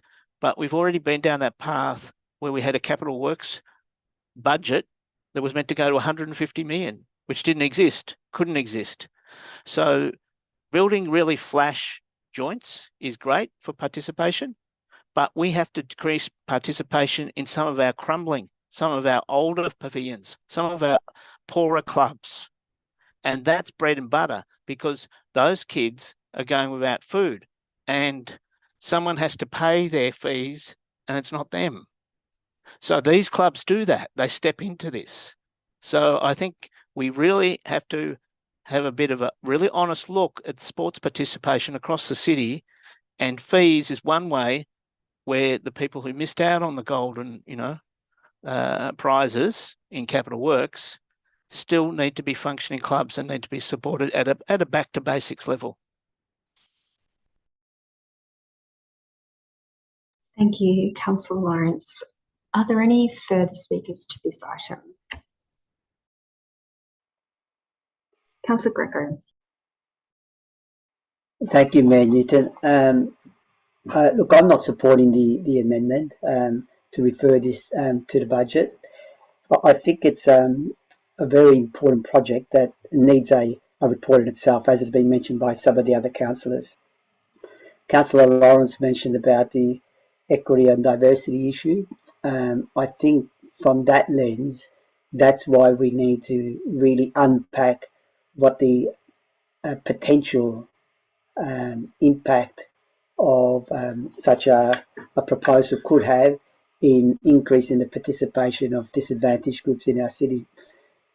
Councillors, we all know that as part of the budget process, there are lots of proposals that float around, and sometimes some of the issues that are not backed with sufficient enough information in order for us to make very, very informed decisions.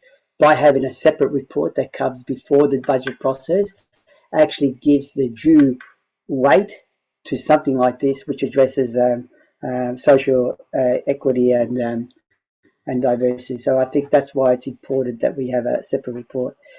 The other reason I think it's important to have a separate report is just picking up on a point that Councillor McCarthy made. Yes, there will be implementation issues. Yes, there will be compliance issues.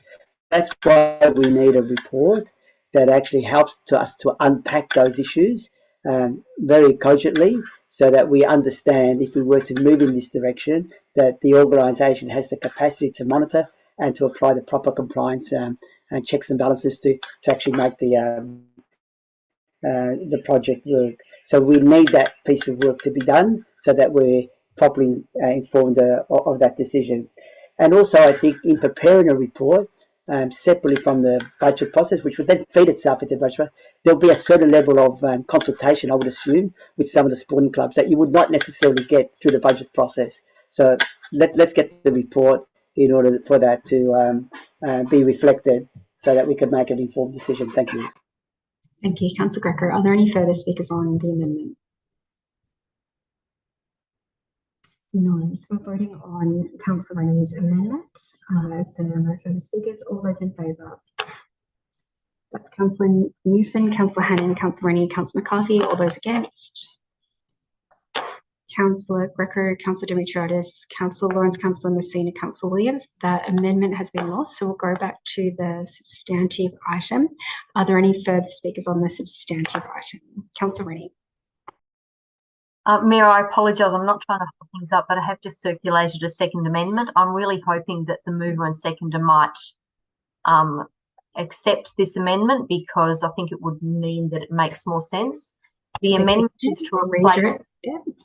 The amendment is to, and I've sent it to Government Services as well, would be to replace the existing 4 with another which reads, refers to the budget process for 24-25 alongside, Have I just sent the wrong thing?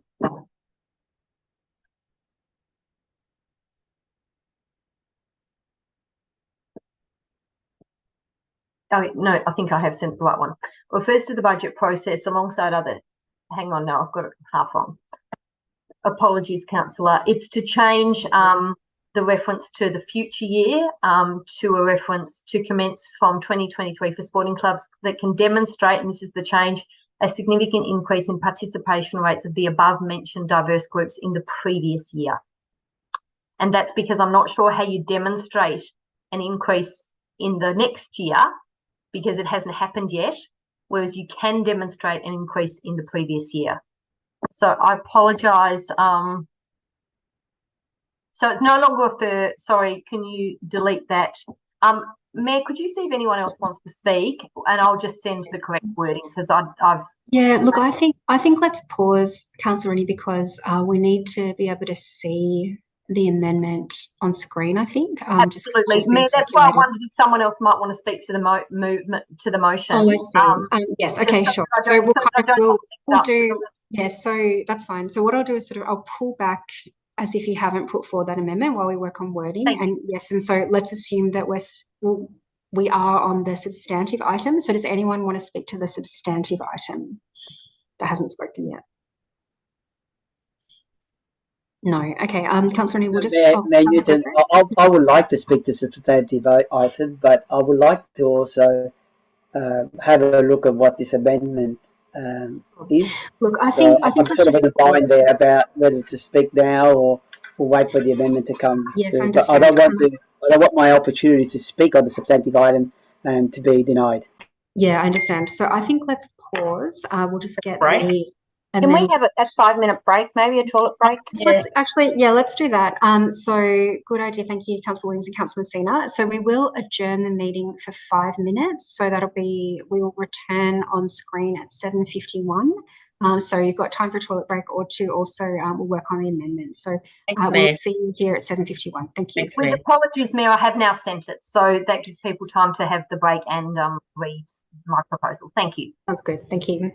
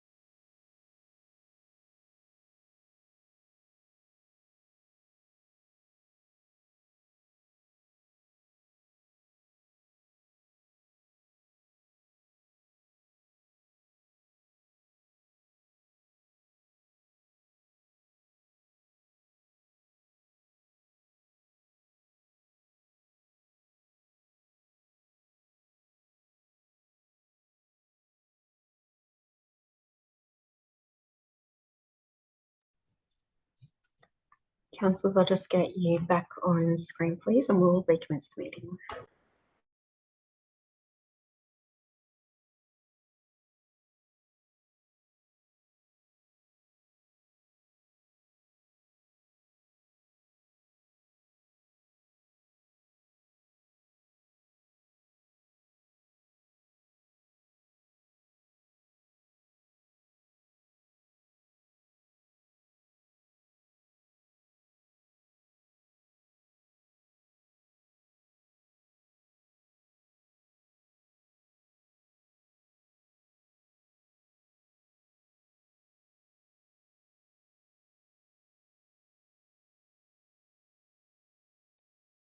Hey, you hear me?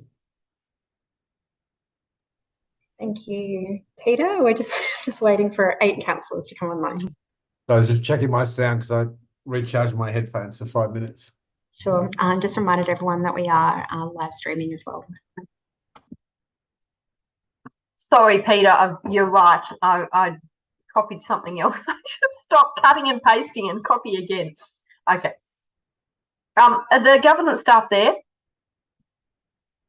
I just wonder whether I could stop making a mess of this, which is clearly what I've done.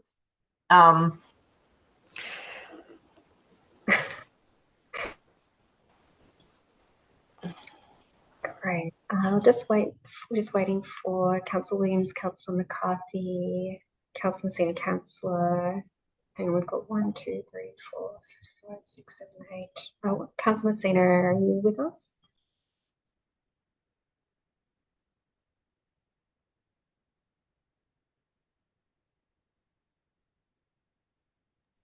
Please Councillor Messina in like a minute and we'll start.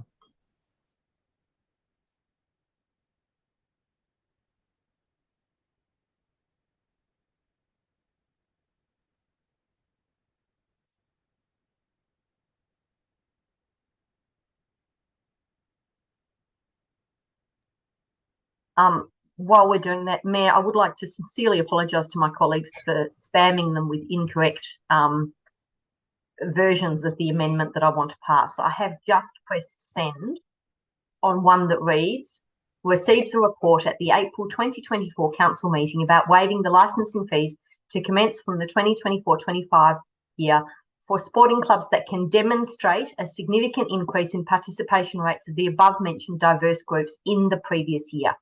And the purpose of the amendment is because you cannot demonstrate something that hasn't happened yet, or you cannot demonstrate something that is going to happen in the next year. You can only demonstrate something that has happened. And so it's just to try and make sure that makes sense. And I'm hoping that we can, that it will be, I don't really want to enter into another debate. I'm hoping that the mover and seconder could accept it and then maybe the motion could be passed unanimously. Thank you. So it's really a clarification so that it's factually correct. Well, so that it's possible. It's not about, you know, you can't demonstrate something that hasn't happened. Yes, that makes sense. As the mover and seconder, we're happy to accept the amendment. Sorry, Mayor, I'd like to request an explanation because, sorry, we've just received this like a minute ago again. So it says that waiving the licensing fees commences at from the next budget in June this year. Yep. Mm-hmm. For sporting clubs that can demonstrate, which is again in the future. Wouldn't it have to be for sporting clubs that have already demonstrated and will continue to so that's the problem with sorry, it still doesn't make sense. So basically what the motion was, the intention of the motion was to actually waive the licensing fees in the next budget, but to start it from 23-24 and look into it and continue it going for the next for the future. So I don't think this captures it either. Mr. Smith. Perhaps I can assist through you, Mayor. Thank you. Through you, Mayor, to Councillor Dimitriadis. We would the report would come back in April and say, if you want to waive license fees in the financial year 24-25, i.e. from the 1st of July this calendar year, which I think is the intent of Councillor Dimitriadis's motion, we would look at the increase in participation for those clubs who met the criteria based on their participant rates in the 23-24 council financial year, so that the fee waiver could kick in from July 1. That's how I interpret this motion for the administration. I think that's what Councillor Rennie is intending. So I'd like to propose just a further clarification to this, if possible, which is what the CEO has actually said, because I still don't quite can understand exactly what this is getting at. But basically, for sporting clubs, can I just send an amendment? Because it doesn't capture the intent of what was the original,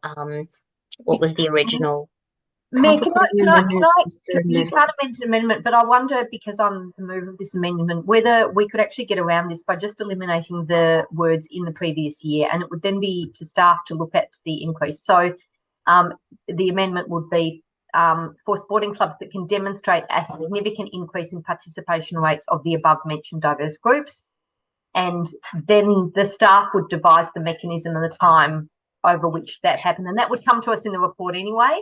But it might. Yes. So it's really a clarification. So it's saying that you can't report on something that hasn't happened. You can only report on what's already happened. Mr. Smith. I think through you, Mayor, I think the change that Councillor Rennie just proposed is actually not an amendment. It's actually the substantive at the moment. I just wanted to check that. So I think Councillor Rennie added the words "in the previous year." There's no need for an amendment if she's now seeking to not add those words, because I think that is the substantive that's before you. But I just wanted. That's true. Yeah. So look, let's read out. So the item that's on the agenda, point 4, receives a report at the April 2024 council meeting about waiving the licensing fees to commence from the financial year, it'll be 24-25, for sporting clubs that can demonstrate in future years a significant increase in participation rates of the above mentioned diverse groups. The words that I've taken out are the words "in future years." So perhaps that's the difference, Mr. Smith.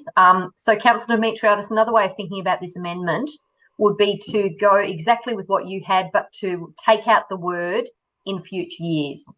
Okay.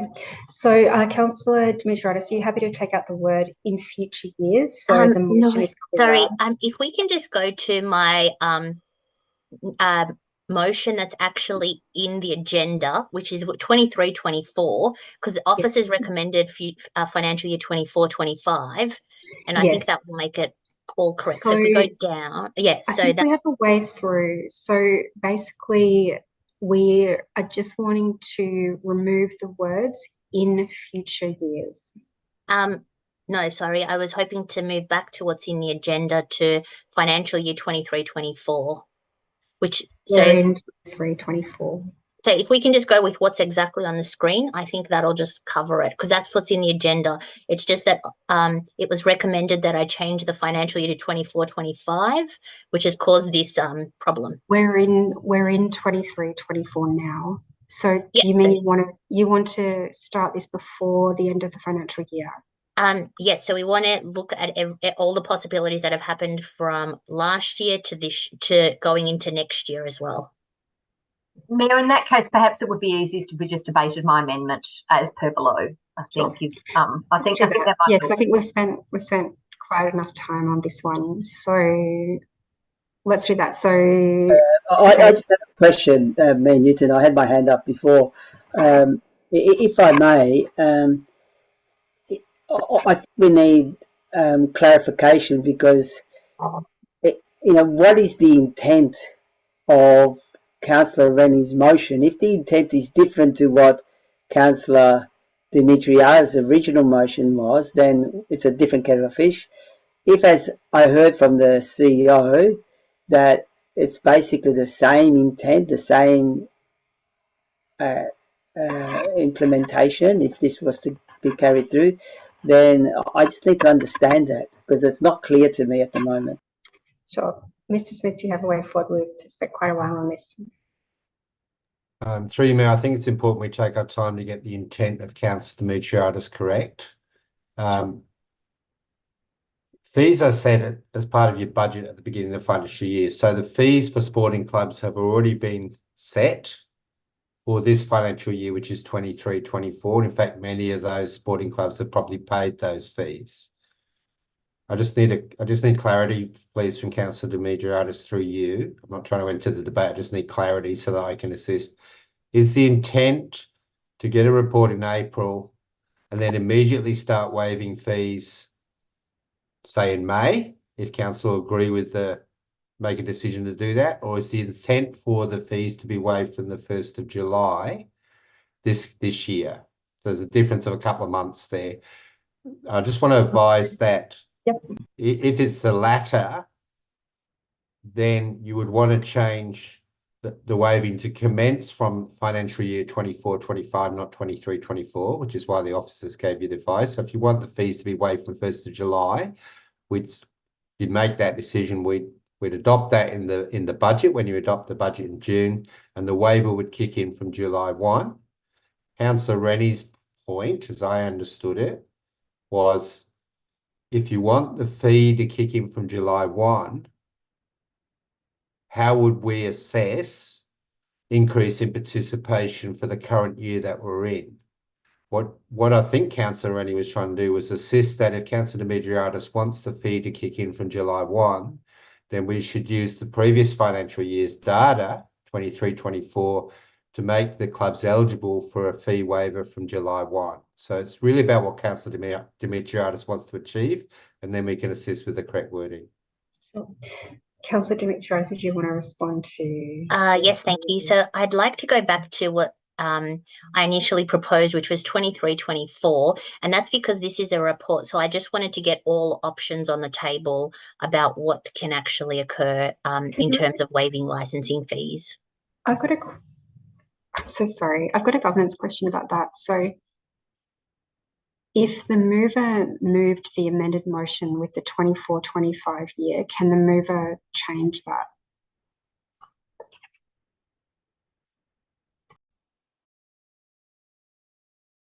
I think you would need an amendment.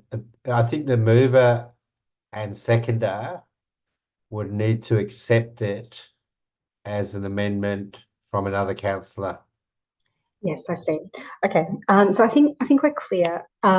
So what we have on the table is an amended motion that was put forward by Councillor Dimitriadis that includes the 24-25 year. But if there's a desire to change that, that needs to happen through an amendment. But we can only deal with one amendment at a time. So Councillor Rennie, were you wanting to put forward an amendment? And let's try to get through this. Sorry, Mayor, I have a question, if I may, please. Can I ask a question? Sorry to do this, but there's been so many toing and froing, but I need to be clear in my head. Can I ask, is the intent of Councillor Dimitriadis and Councillor Rennie that we receive a report or discuss through the budget process, whichever, so that the club can demonstrate how they're going to market or how they're going to address KPIs on how they're going to increase the participation based on those diverse groups? Is that what the outcome is? Because then it's not clear with both those amendments of what the outcome. Number one, 1st of July onwards, we're going to waive it, but this is why we're going to waive it, because the clubs need to come to us with a marketing plan on how they're going to do it, and they're going to address it in the financial year, and then they're going to report back to council that they've undertaken that and show us in the next year. Is that what this is all about? Because we're going toing and froing everywhere. Yeah, I think that's the point of clarification, so that you can only report on what's already happened. So then can I suggest that needs to be incorporated in, because I think they're on the same path, but the narrative is not equaling that. That's just my perception anyway. Okay. Mayor, perhaps we could debate my amendment, and hopefully we can debate it very briefly. Yes. And might become more clear. Yeah, let's do that, because we're getting a bit stuck on this one. So Councillor Rennie, you have an amendment that you want to propose. Is it what's on screen? Yes. Yes. Okay. Is that acceptable to the mover and seconder? No. Thank you. Is there a seconder for the amendment? Councillor Hannan, Councillor Rennie, do you want to speak to the amendment? Thank you. Thank you, Mayor. Quite simply, I'm trying to make sure that we're talking about actual improvement in participation rates. So in answer to Councillor Messina's question, just 1 minute, please. Be quiet. Sorry, I just had to silence something happening in the background. We're trying to make sure that if people get a fee waiver, it's as a result of actual improvements, not as a result of marketing plans or what they say they might do, but actual increases in the number of participants from diverse groups. So that's the number one thing. Secondly, the initial motion did have the words "can demonstrate a significant increase in participation." It is not possible to demonstrate a significant increase in participation in the future because you can only demonstrate what you have done in the past. And so the changes that I'm suggesting are simply to make sure that we are sticking to that idea of actual improvement, not hypothetical improvement. And I'm using the 2024-25 financial year because to look at the 23-24 financial year would actually be retrospective. And we can't make retrospective changes to the budget. The budget was passed 9 months ago, or no, when the budget was passed, and there would be financial implications in trying to do something retrospectively. And so these clubs have already paid. It wasn't clear to me, or perhaps Councillor Demetriadis is seeking to actually reimburse clubs. That's a different matter to waiving fees.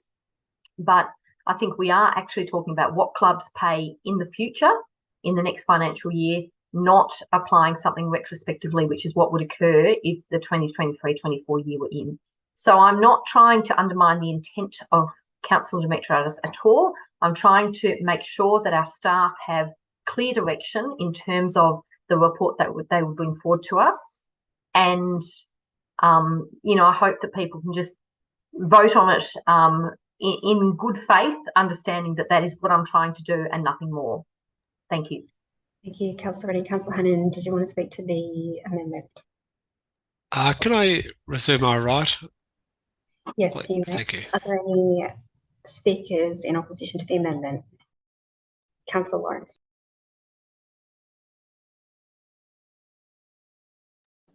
I'm just trying to seek a point of clarification because what was actually passed? Because I feel like I've been shown two different versions. Yeah, so recording Can stopped. We might just need to pause there. Do we know why the recording stopped? Yeah, we'll just pause because we're Carolyn? Sorry, we've just lost connection in the room, so we are looking into it right now.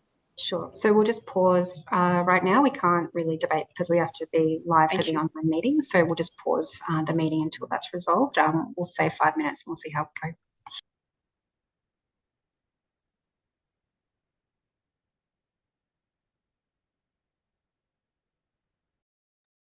Are we still streaming or we're not?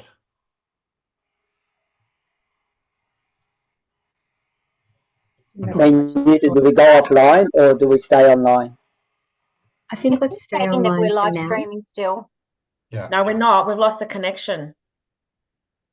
I think let's assume that we are, just in case. So please be careful about what you say. So just to confirm, you are still live? Thank you. Okay.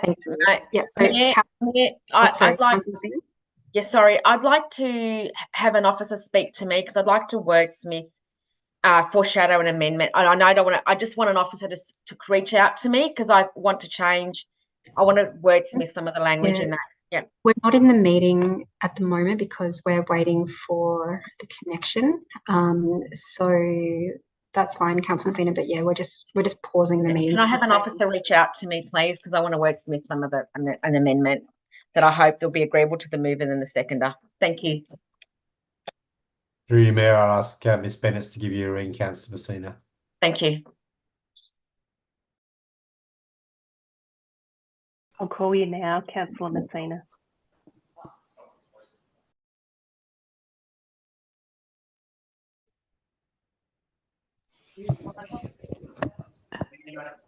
So we are now live and recording, so you're welcome to resume the meeting. Thank you. So just for everyone, anyone watching at home, we just had a IT issue there, but our understanding is that we are now back recording the meeting and we are on the live streaming. So I will restart the meeting now at 8:11 p.m. So, gosh, I've forgotten where we are. Mr. Smith, we're in the amendment. Through you, Mayor, Councillor thank you. Lawrence. Through you, Mayor, Councillor Lawrence was Yes. asking for clarity, as I think some of us are, on what was passed, what is the Yes. substantive Yes, that that's is right. being amended. I think that's correct, Yes. Councillor Lawrence. Thank you, Councillor Lawrence. That's a great question. Would it be possible to get the substantive item on screen? So that would be the alternative motion that was proposed by Councillor Dimitriadis and it was seconded by Councillor Greco.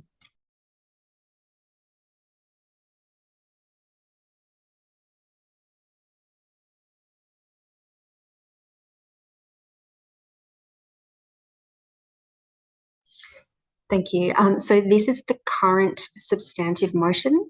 So point 4 reads, receives a report at the April 2024 council meeting about waiving the licensing fees. I'll put you on hold.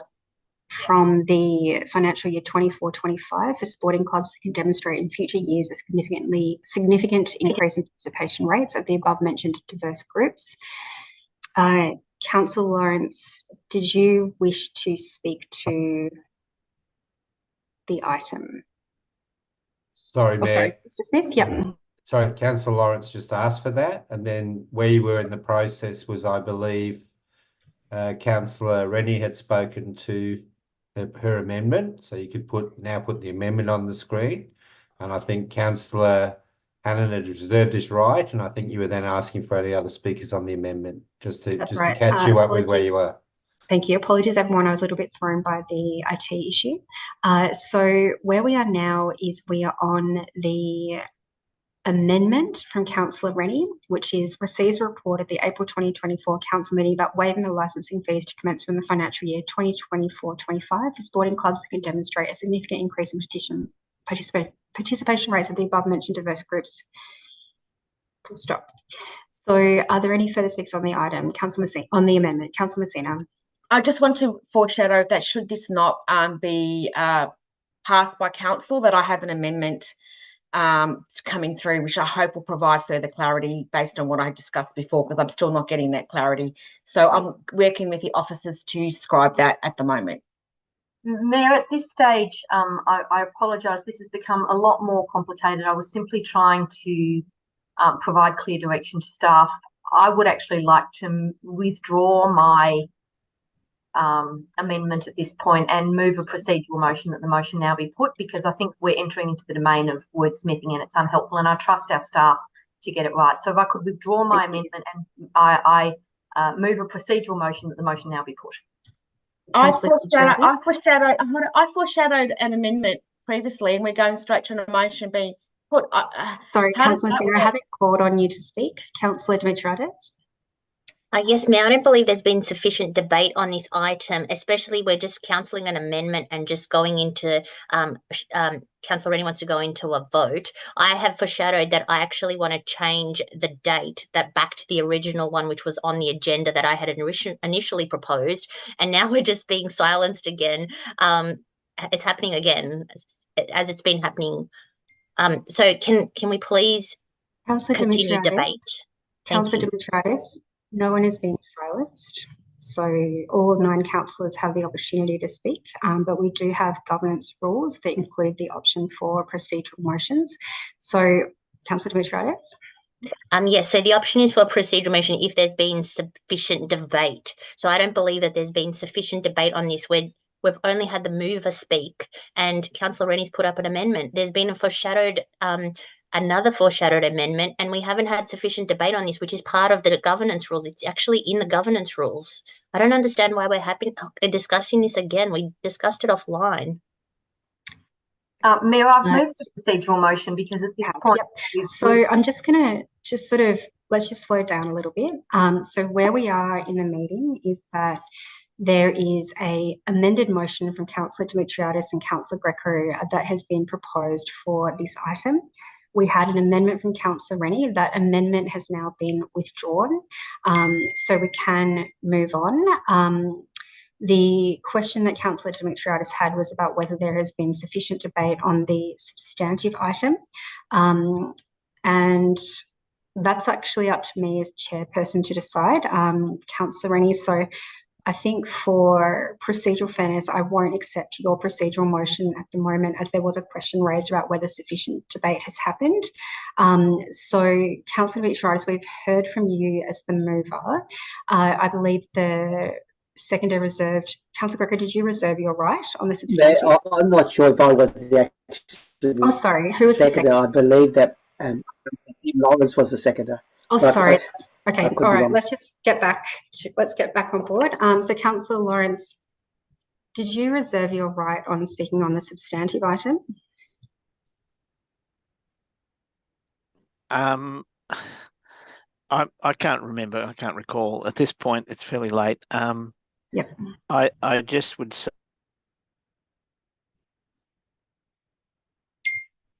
to councillors, there's a report coming back. Any impracticalities of implementation or measurement, I'm sure the officers will address this when it comes. I think we're wasting time debating this when it's going to come back. It's a complex area you're talking about, the measurements and all that, and I'm sure we're going to get a detailed report on it. Thank you. Okay, so we've heard from the mover, we've heard from the seconder. Councillor Messina, did you want to put forward an amendment? Yes, I have circulated an amendment. Yep. Okay, did you want to read it out? Yeah, just one moment, Mayor. I'll read that out. I'm hoping it'll be acceptable to the mover and seconder and all councillors. So I haven't received. What time did you send it? Oh, sorry, I've got it. Yep.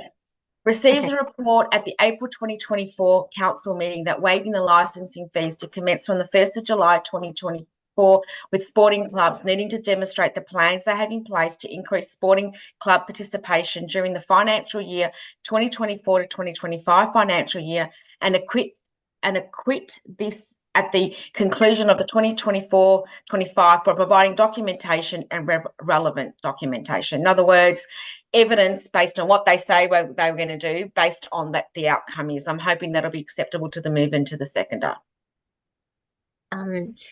Sorry, May, I believe this motion is still discussing 24-25 and not going to be looking at 23-24. Is there any way the mover of this amendment would be able to change that to 23-24 so we can look at what's actually happened? I mean, this is only a report, but if we can look at what's actually happened in 23-24 as well as moving forward. I'm happy to incorporate that. If for the purpose of moving forward, I'm happy to incorporate that. And then it's only asking for a report. We can address it later on. Sorry, I mean, it's still sending a direction. Mr. Smith. I'm sorry, I'm trying not to end the debate. I'm just getting clarity about what's intended here through you, Mayor. Thank you, Mr. Smith. Can I just ask the question of Councillor Dimitriadis, if I may? Because she, when through you, Mayor, Councillor Dimitriadis, when you're saying 23-24, is that the data you're wanting us to look at, or you're actually wanting to waive fees from 23-24? So I'd like the report to include both those aspects as well, and then we can decide at coming up to the next when the report's out. So I'd like the report to actually look at all avenues, which is 23-24 as well as 24-25. Happy to say that. Happy to say that. Just move forward. Thank you. Let's just move forward. Okay. So, Councillor Messina, you want to include 23-24 in the motion? Yeah. Just include those words as well, and that'll be it. Okay. Sorry, Councillor Dimitriadis. Yes, Mayor. It's been brought to my attention that this is a governance question. That rule 4.37 of the governance rules, a mover and a seconder of a motion of amendment are not able to withdraw their motion after debate has commenced. So I believe that's what happened with Councillor Rennie. So debate actually occurred and she's withdrawn it. So Can we just get some governance rules on that? Okay. Now, I withdrew to be helpful, but if it matters to Councillor Demetriadis, I'm very happy to return to the amendment at this point. Whatever makes the meeting smoother and easier. I thought I was being helpful. If that was not helpful, then we can go back to my amendment.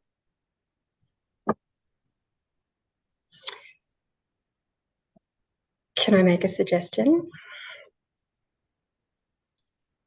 Could we just include the words 23, 24 in the original motion?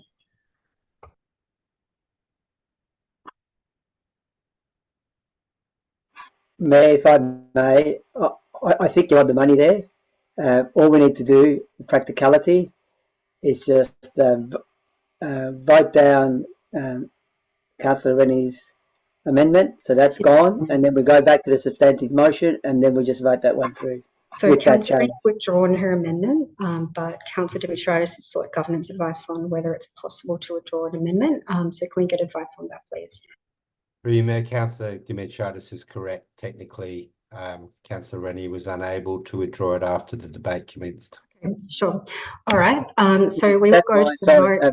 Manu, that's why I was saying that we vote on Councillor Rennie's amendment and just get that out of the way. Sure. Okay. So we're now voting on Councillor Rennie's amendment. All those in favour? Councillor Rennie, all those, oh, sorry.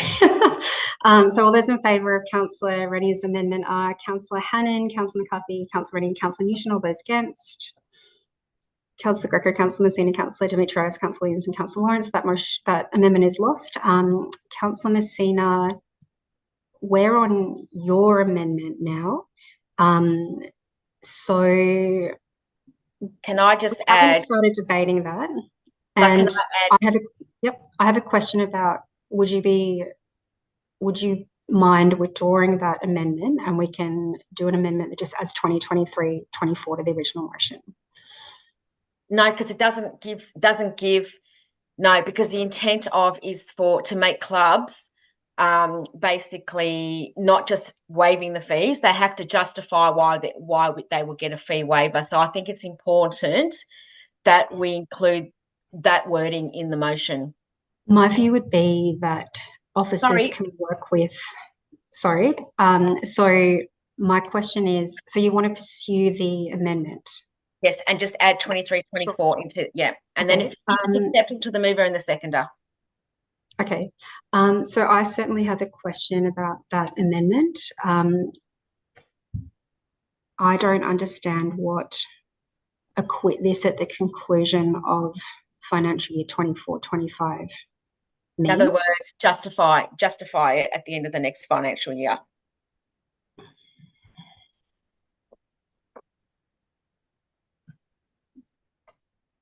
Okay. All right. So we have a amendment that has been proposed by Councillor Messina. Does this become a point 5? Places the last line in Councillor Demetriadis's motion.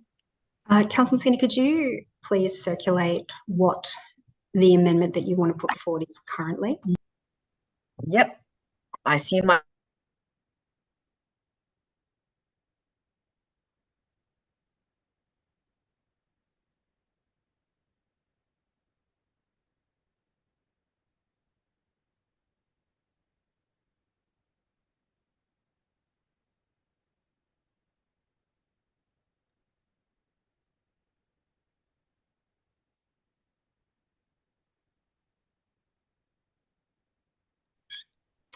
understanding would be that this would replace the current point 4 with this amendment.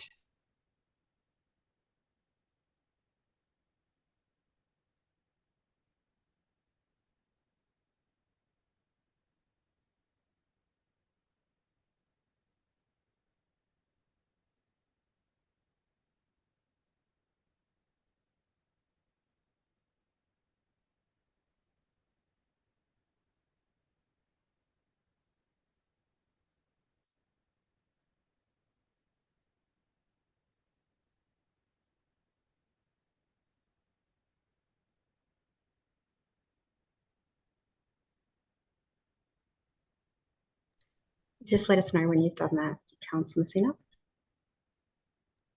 That has been done.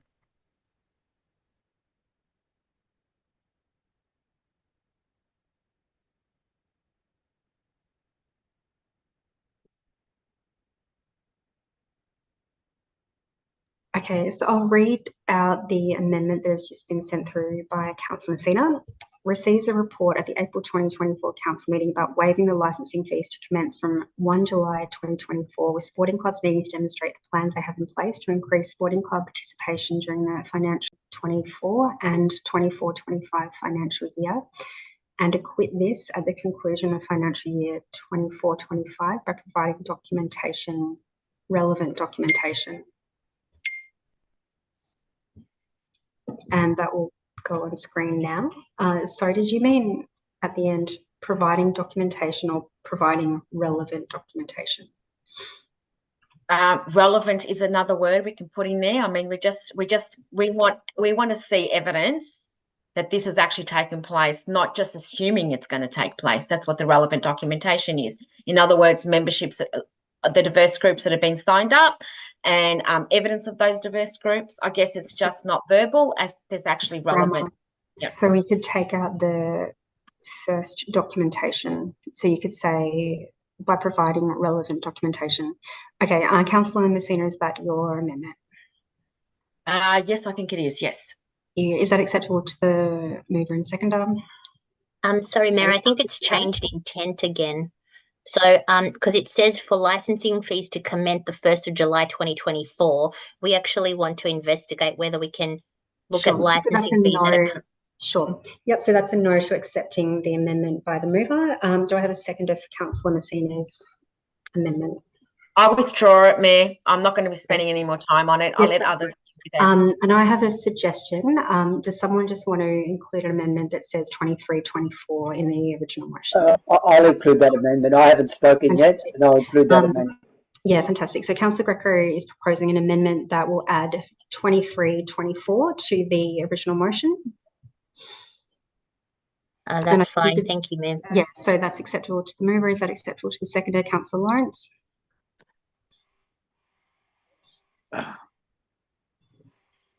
Sorry, can you hear me? Yes, I can. So the question is that acceptable to the... I think we've wasted too much time on this, and there's going to be a report that will come back and bring some logic to it. Yeah. So I'll just accept anything at this point. Fantastic. So we now have a substantive motion that I'll just to be clear. So we're now on the substantive motion, which includes the words 23-24 as well as the words 24-25. So I think we have had substantive debate on this item. So I'll now put this item to, sorry, just let me check something.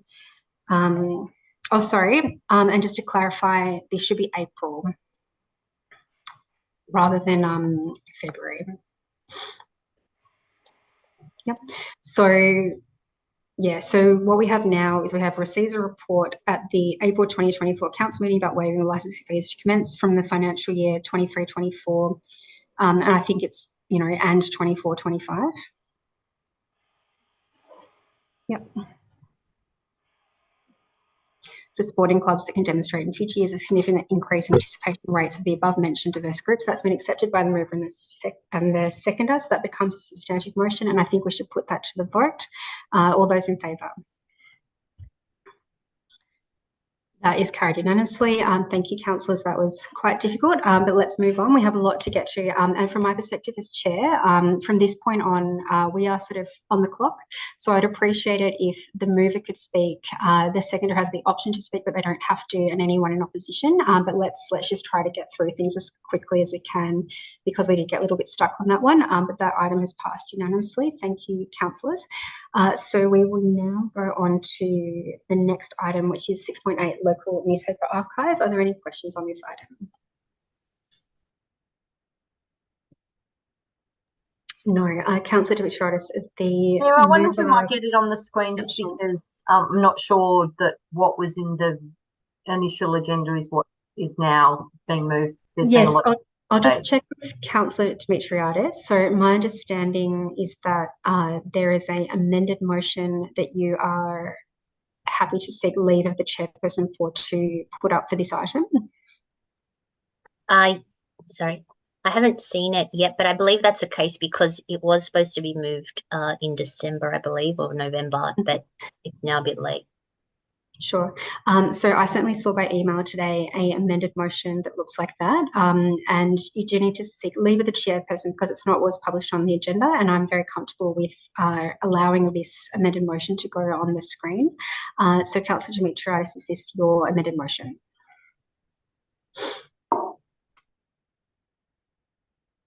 Yes, I believe so. Thank you. And do we have a seconder for this item? Councillor Messina. And Councillor Dimitriadis, would you like to speak to the item? Yes, thank you. So prior to 2022, Darebin provided access to a large number of local papers on the Darebin Library website. In 2022, Darebin migrated to a new system and access outside of the physical library was lost inadvertently. Community members and groups interested in the local history had raised concerns regarding the loss of access, including the local page On This Day in Darebin. The public had been given timeframes for access to be restored. However, over a year on, access has sadly not been restored due to challenges. The motion was originally meant to come to Darebin in November, however, was repeatedly deferred, and this is the fourth agenda this item is appearing on. And in the interim, council officers have been able to determine that as part of Darebin Council's website project, the scanned copies of previously available historical local newspapers are likely to be restored during 2024. I thank the officers for their work at looking into this topic and informing us of any recent development. I hope all councillors will support this motion to remain updated on the progress and receive a report if issues do arise. I also would like to thank all community members in Darebin who take an interest in the history of this area after colonisation, as well as Darebin's dedicated library staff who have been assisting with gaining offline access where possible. Thank you. Thank you, Councillor Dimitriadis. I believe this is a different motion to what I saw circulated this afternoon. Can I just check perhaps with Ms. Bennett about this one? Just for clarity. Through you, Mayor. I think that the section in part 3 that commences at receive the report and ends with historians should just be struck through for clarity and commence from notes that given the delay in council, I think there was a minor administrative issue there. Okay, no problem. Thanks for that, Ms. Bennett. So we've heard from the mover. Would the seconder like to speak? Just really briefly, I've heard from community members that really look forward to our history. And I know I get a buzz when I see it on certain websites and certain Facebook pages that shows what actually happened in Darebin on that particular day. And the community looks forward to it. I know I look forward to it. So I think it's a way moving forward. And I think this is great for our community. And thank Councillor Dimitriadis for elevating it. Thank you, Councillor Messina. Would anyone like to speak in opposition to the motion? Are there any further speakers to the motion? No? Okay, let's put that one to the vote. All those in favour? That one is carried unanimously. Thank you, councillors. So we will move on to 6.9, and that is JCMP female-friendly facilities. And Councillor Dimitriadis, I believe that you need to seek leave of the chairperson to put forward an alternative motion. Yes, again, because it was on the agenda, I think in November or December. So I think there needs to be changes. Sure. So I'm very happy to accept that as the chairperson. Can we get this alternative motion on screen, please?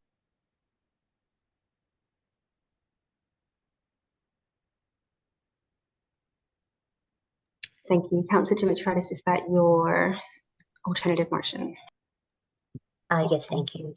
Thank you. And do we have a seconder for that item? Councillor Messina. Councillor Dimitriadis, would you like to speak? Oh, sorry. Just before we start debate, are there any questions on the item? No. Councillor Dimitriadis, would you like to speak to the item? Yes, thank you.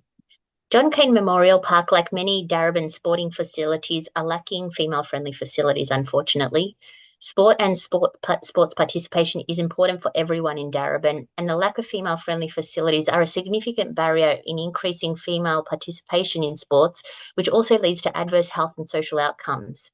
In 2022, the state government announced a grant for the installation of female-friendly facilities at John Kane Memorial Park, and subsequently included the grant in the 23-24 budget. I'd like to thank the Victorian State Government for this. However, unfortunately, Darebin councils have still not received any briefings or update on this matter, and community members are concerned. And this is because in 2018, Darebin also received a state government grant for female-friendly facilities at Bill-Laurie Oval, but this only came to Darebin Council in 2023, which is almost 5 years after the grant was provided. And further, Bill-Laurie Oval is still without female-friendly facilities. Therefore, we as councillors need to ensure that this project and John Kane Memorial Park does not face a similar fate of taking anywhere near 5 years to make a decision. While I had initially raised this notice of motion at the December 23 council meeting, I've now been advised that because it's February, council won't be able to receive a report before April.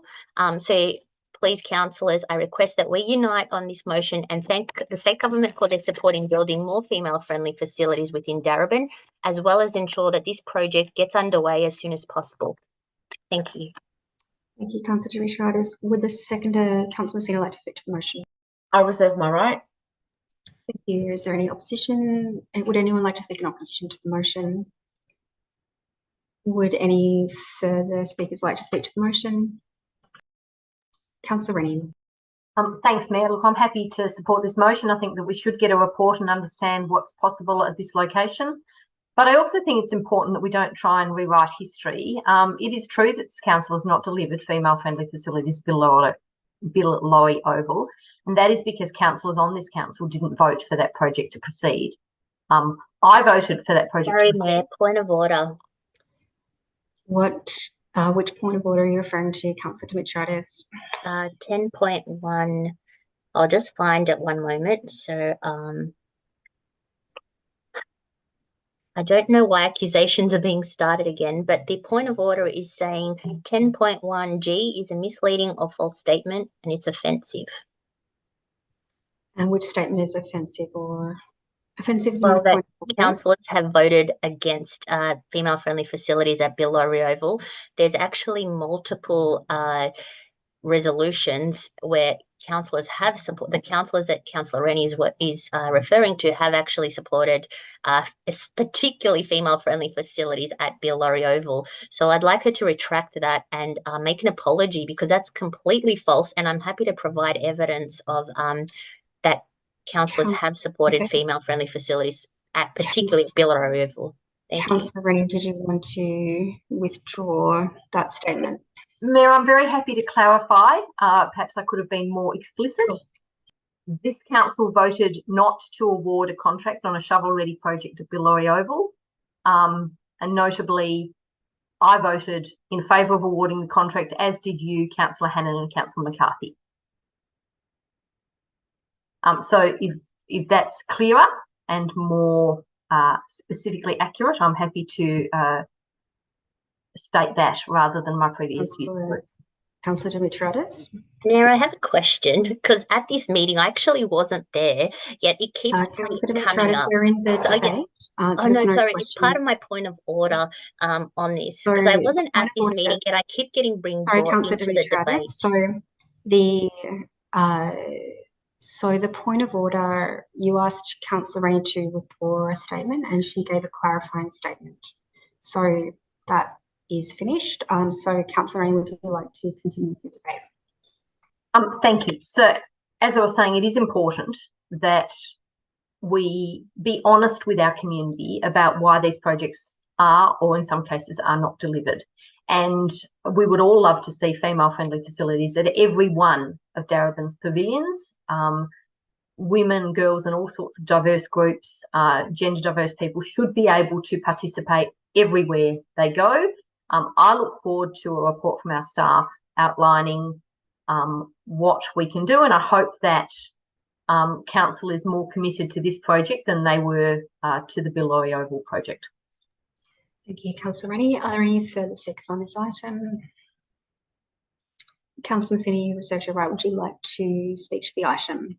I'm flabbergasted that this becomes a debate about Bill Lorry and John Kane, because this is not what this is about.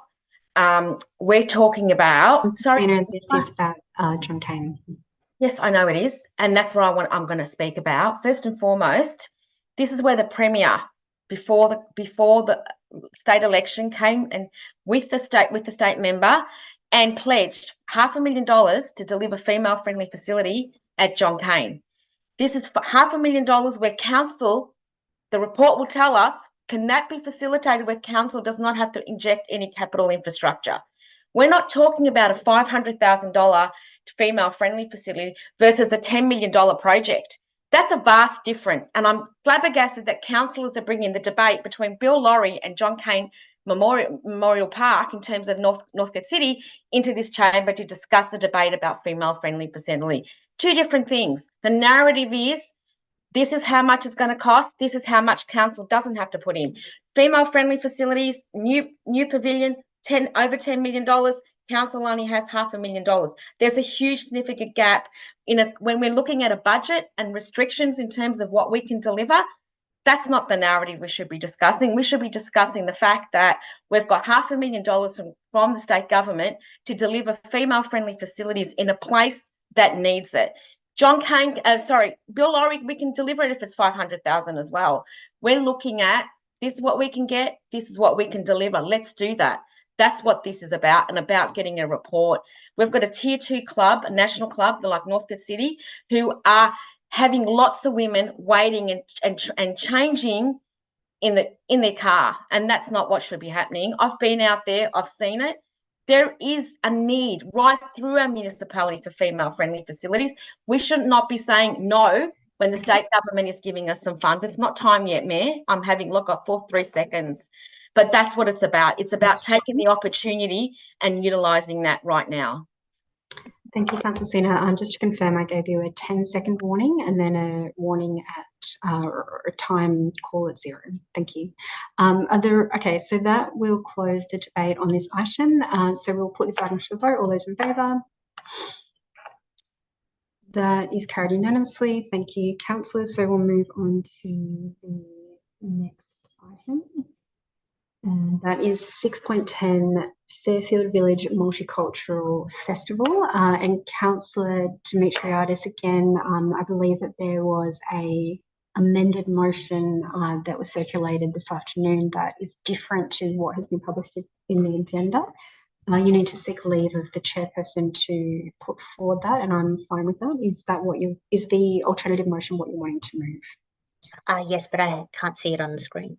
Thank you. Can we please get the alternative motion from Councillor Dimitriadis on the screen? Thank you. Is that your alternative motion, Councillor Dimitriadis? Yes, that's correct. Thank you. Oh, no, sorry, that's not, sorry, no.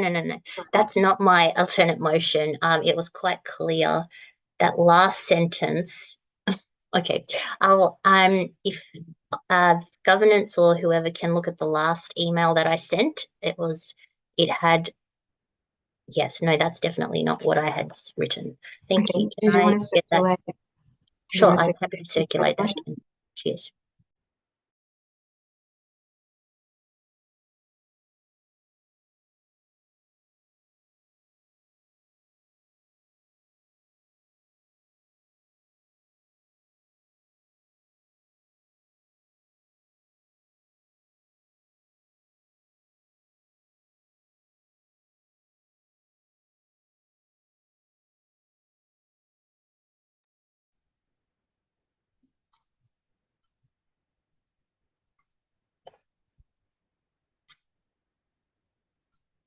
And just let us know when that's done, Councillor Dimitriadis.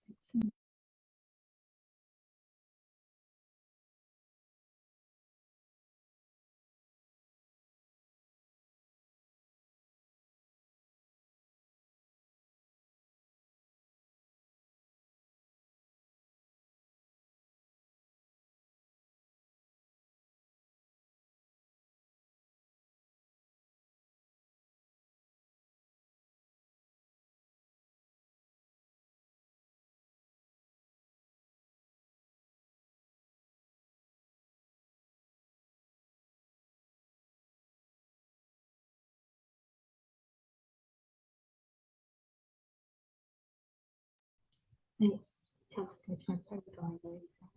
Okay, thank you.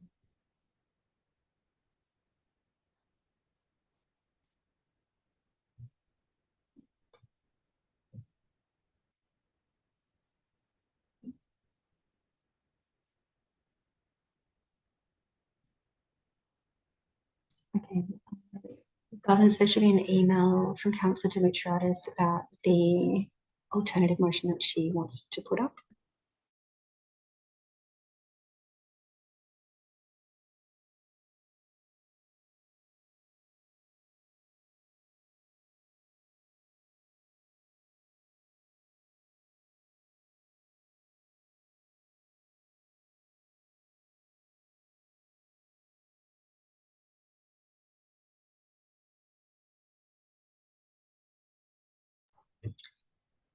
Thank you. We're just getting that sorted. And we'll just wait for that to come on screen. Councillor Dimitriadis, is that your alternative motion? Yes, thank you, Mayor. It was the word tangible instead of just advice. Thank you. Okay, so we've got the alternative motion from Councillor Dimitriadis on screen. And sorry, did we have a seconder for that item? Councillor Messina? I'm happy to second it. Oh, sorry, I saw Councillor Messina first. Councillor Greco. Councillor Dimitriadis. Mayor, can I ask a question, given yes. this has just been changed? Yes. I just want to ask a question. Does council have a supply of items such as toilets, rubbish bins, and other necessities such as tables, chairs, and safety barriers for this kind of purpose? Through you, Mayor, council doesn't have an event kit which might contain those sorts of pieces of equipment. If council was to pass this motion, that would be one of the elements that would be outlined in the report that's called for in item 5 around event kits and practices used in other organisations, and a relevant cost for council to consider as need be. Thank you, Ms. Bennett. Councillor Hannan, did you have any other questions? No. Councillor Dimitriadis, did you have a question? Yes, sorry, I've just thought of one given the given what's come up. So I'd like to ask whether organisations can currently access toilets or bins or basic necessities to host a community event without the matter coming to council. Ms. Bennett? Through your Mayor, my understanding is that that sort of equipment is typically not available for community events. Council certainly does provide a small program for neighbourhood street parties and provides support, a limited number of support for public liability insurance, road closure permits, and some very basic traffic management infrastructure. But under that particular program, community events are not eligible. And certainly I'm led to believe that the traffic management equipment that is part of that program wouldn't be appropriate for a large-scale community event. Thank you, Ms. Bennett. Did you have any further questions, Councillor Dimitriadis? No. Are there any further questions? No. Okay, so we'll start the debate, which means no more questions. Councillor Dimitriadis, would you like to speak to the item? Yes. Fairfield traders have often held community events that are a huge success with many community members attending. However, to date, I'm told that Darebin Council has offered very little tangible support to the Fairfield traders to host such events. And as we've heard from our General Manager, these tangible supports aren't actually appeared not to be offered to any community events. So, for instance, what I recently heard at the last community event that was organised by the Fairfield traders, I heard stories that left traders cleaning up unnecessary rubbish because council didn't provide access to toilets or any bins for the event. And despite council having authorised the event to be on council land. So I believe Darebin needs to do more to support the community as well as organisations who are footing the bills to organise these community events. Recently, it also came to my attention that the Pan-Macedonian Association, which is a not-for-profit group managed by volunteers, were hoping to host a multicultural festival at All Nations Park in Northcote last year.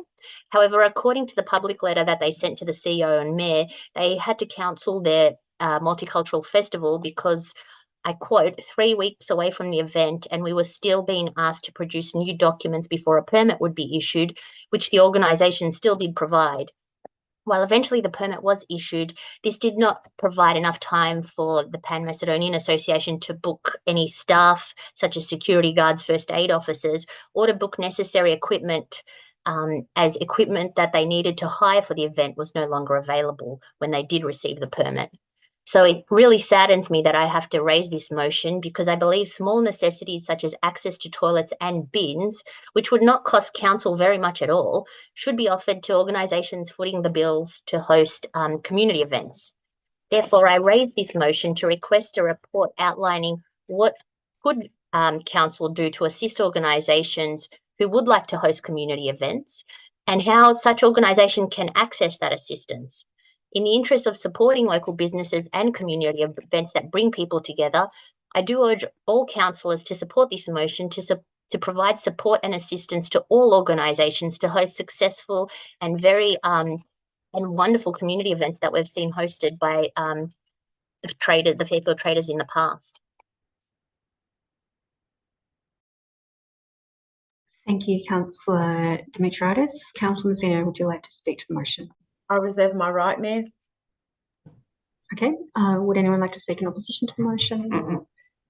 Would anyone like to speak in favour of the motion? Councillor Hannan. Thank you, Mayor. I strongly support the first statement in this motion about Darebin's commitment to supporting the arts, multiculturalism, local businesses and community events. I also commend the Fairfield traders who do a wonderful job of holding community events. I can't speak to the case of the Pan-Macedonian event because this information has never been provided to me. That was the first I've heard of it just now. Sorry, Mayor, point of order. Just a point of clarification. The email was sent. What kind of 10.1G misleading. The information about the Pan-Macedonian event was circulated to all councillors. Okay. So it's just a quick point of clarification, just not to not disrespect the organisation. Thanks. Okay. And so Councillor Hannan, what did you say? You haven't received? I said it's the first I've heard of it. I could clarify. Sure. I've heard. I got an email this afternoon from Councillor Dimitriadis which referred to the Pan-Macedonian event. There was no attachment, so I have no information up until now. Sure. That's fine. I think just continue on your debate. Thank you, Councillor. Thank you. So, although I'm voting to support, I'll be voting to support this. I'm happy to receive a report of what could be done for future community events. I think councillors need to be very careful of criticising staff or the organisation unfairly or at all in public communications. And there's an implication here that council should have provided something which has never been part of Darebin's service offering before. It's never been part of a budget discussion. And as far as I'm aware, it's never even been discussed by the councillor group before appearing in this motion. It doesn't make a lot of sense to me to note that council hasn't provided items such as toilets, rubbish bins, tables, chairs, safety barriers, given that council doesn't actually have a supply of these items. So we could potentially add, if we wanted to, add an amendment to, I'm not foreshadowing this, but we could say that council has not provided items such as fairy floss machines, water slides, or karaoke machines, but that would be nonsensical. I have great confidence in the expertise of Darebin staff in supporting community events. They do a wonderful job. I also have great confidence in Darebin staff in preparing a report to provide us on options, and I'm happy to support the motion on that basis. Thank you, Councillor Hannan. Councillor Dimitriadis? I'm sorry, Mayor, I really have to call another point of order, and that's because the implication that Councillor Hannan's made is that about staff. Which rule are you referring to? Well, 10.1G, that it's misleading. Which statement is misleading? Well, what he's talking about staff that, because I was the only one that spoke, so clearly he's trying to attack me for something that I've said, which I didn't clearly get. I didn't ask anything about the description of how you felt. I asked about which statement you believe is misleading. Well, he's saying that we shouldn't offend officers. I can't even remember the whole quote that he said. Sure. Okay. Councillor Hannan, did you want to do anything about that? It's certainly not intended as an attack. I'm pointing out that if I stand by that, if we are putting a note, we are noting in a resolution that council hasn't done something which it's never been asked to do, has never had the capacity to do. In my view, perhaps I could just qualify that by saying, in my personal view, it implies a criticism of council staff, and I stand by saying that we need to be very careful of making these types of criticisms. That's fine. Councillor Dimitriadis? Yes, so in terms of access to toilets, all it requires is to unlock the toilets. Are you in terms of the note that Councillor Hannan's talking about. Dimitriadis, you're entering into debate. Are you making a further point of order? Later. So you're not making a further point of order? Okay, thank you. Councillor Hannan, would you like to continue debate? No, thank you, Mayor. I'm finished. Thank you. Are there any further speakers to this item? No. Councillors, I'll put this item to the vote. All those in favour? I haven't spoken, Mayor. Sorry, I just asked if there were any further speakers to the item, and I reserved my right. Sorry, apologies. Sorry, we have been on the meeting for 3 hours now, so I do apologise if I'm starting to get a little bit tired. Before Councillor Messina speaks, given the time, can I move a continuation of meeting for half an hour?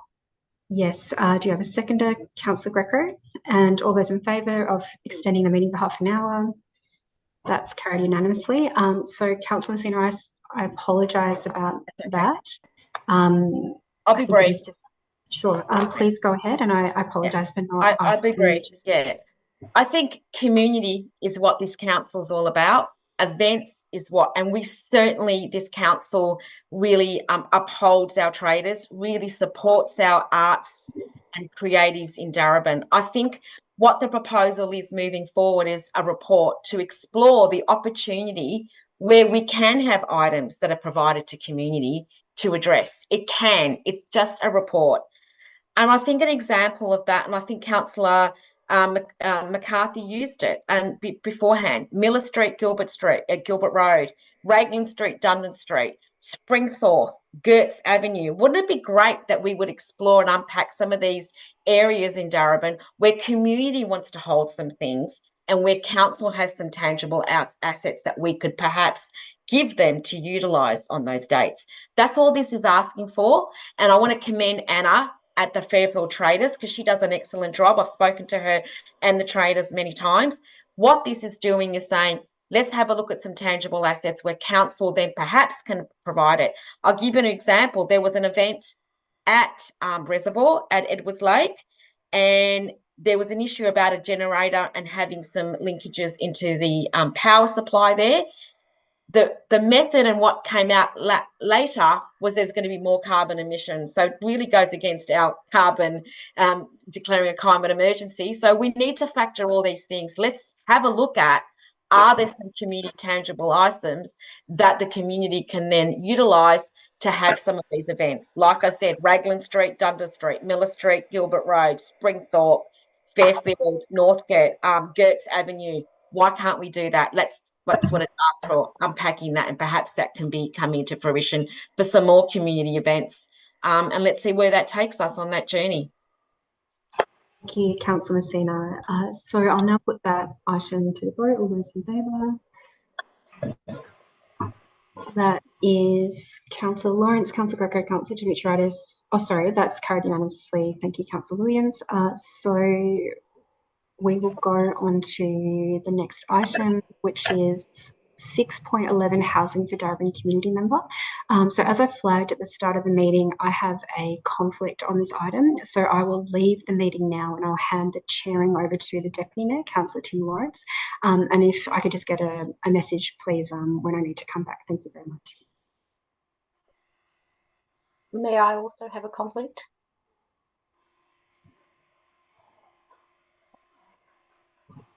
So I'll also step out of the meeting too. Thank you.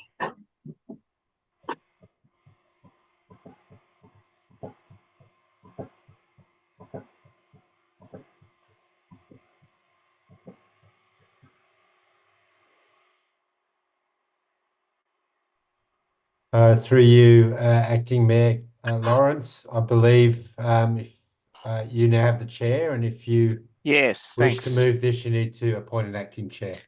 Yeah, so I just would like to obviously I'm assuming the chair is Deputy Mayor, because we've got the Mayor out of the room. I'd like to call for, because I want to move this motion, I'd like to call for nominations to elect a temporary chairperson so that that temporary chair, so that I can move the motion. Yeah. So do we have nomination for temporary chair? I see Councillor Demetriadis, Councillor Messina, who did, sorry.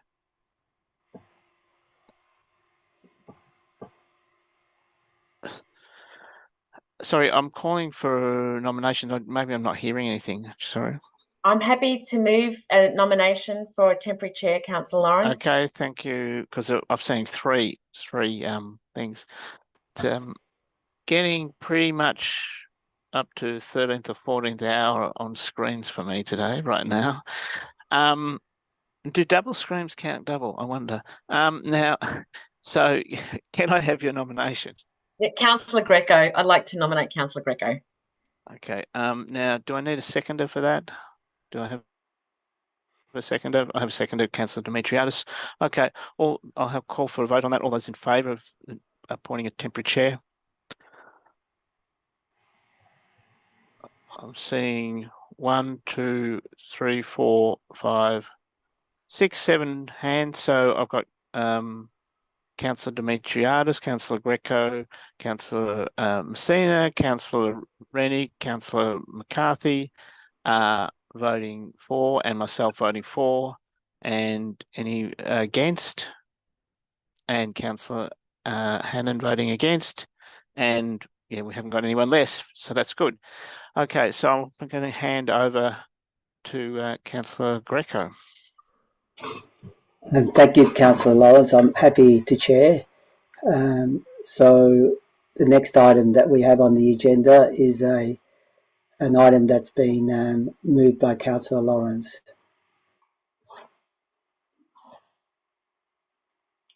Would you like to move your motion, Councillor Lawrence? Yeah, I'd like to move it. Do we have it on the screen at all?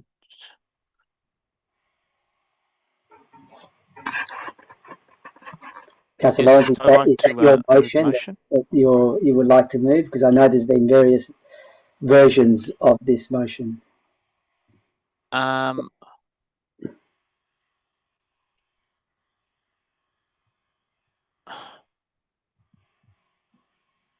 Acting Mayor, I wonder if we might see the motion, ask the staff to move it up so we could see the end of it. Yeah, we can't quite see the end of it.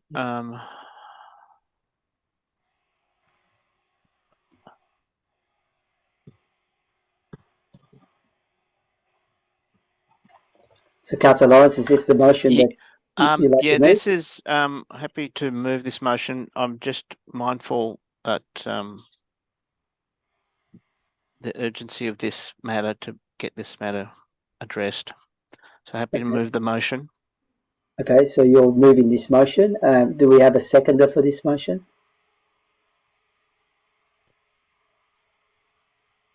I have a question, Councillor Greco. Sorry, Mayor I have a Messina. question. Yeah, I have a Let's question. go ahead, Councillor Messina, if you have a question. Yes, my question is this what was circulated last of all that was based on governance advice? I just want to get some clarification. If this was what's over to, yeah. Over to the CEO to give us that clarification. Thank you. Yes, it is. Can you just scroll back up to the top so I can double check, please, governance? Yes, it is. Counts through you, Mayor. Acting Chair, Councillor Messina, yes, it is. Thank you. I'm happy to second it then. So we have a mover and a second. Are there any other questions before we move into debate? Councillor Rennie, what's your question? Thank you, Acting Mayor. To the CEO, if I could please, does this motion now comply with Council's governance rules? Can we have an answer to that question? Yeah. Yes, through you, Chair. Yes, it does. Thank you. Great. Any further questions, Councillor Rennie? No. Any further questions from any other councillor? If there aren't any further questions, Councillor Lawrence, you have 3 minutes to speak to your motion. Okay. So thank you, councillors, and thank you, staff, for assisting on this. Before you start, can somebody indicate to me when the 3 minutes is up, because I can't see it on the screen? Great. Thank you, CEO. Go ahead, Councillor Lawrence. Okay. So this issue of really a pioneer of women's cooperative housing in the city being dehoused in a long process that I know past mayors in this council are familiar with. We know a community petition of over 35,000 people have been raised to keep Louise safe in her home in a form of housing that's unfamiliar in Australia, but is obviously cooperatives were an important part of agricultural development in Australia, an important part in other parts of the world to provide equity and secure and safe housing.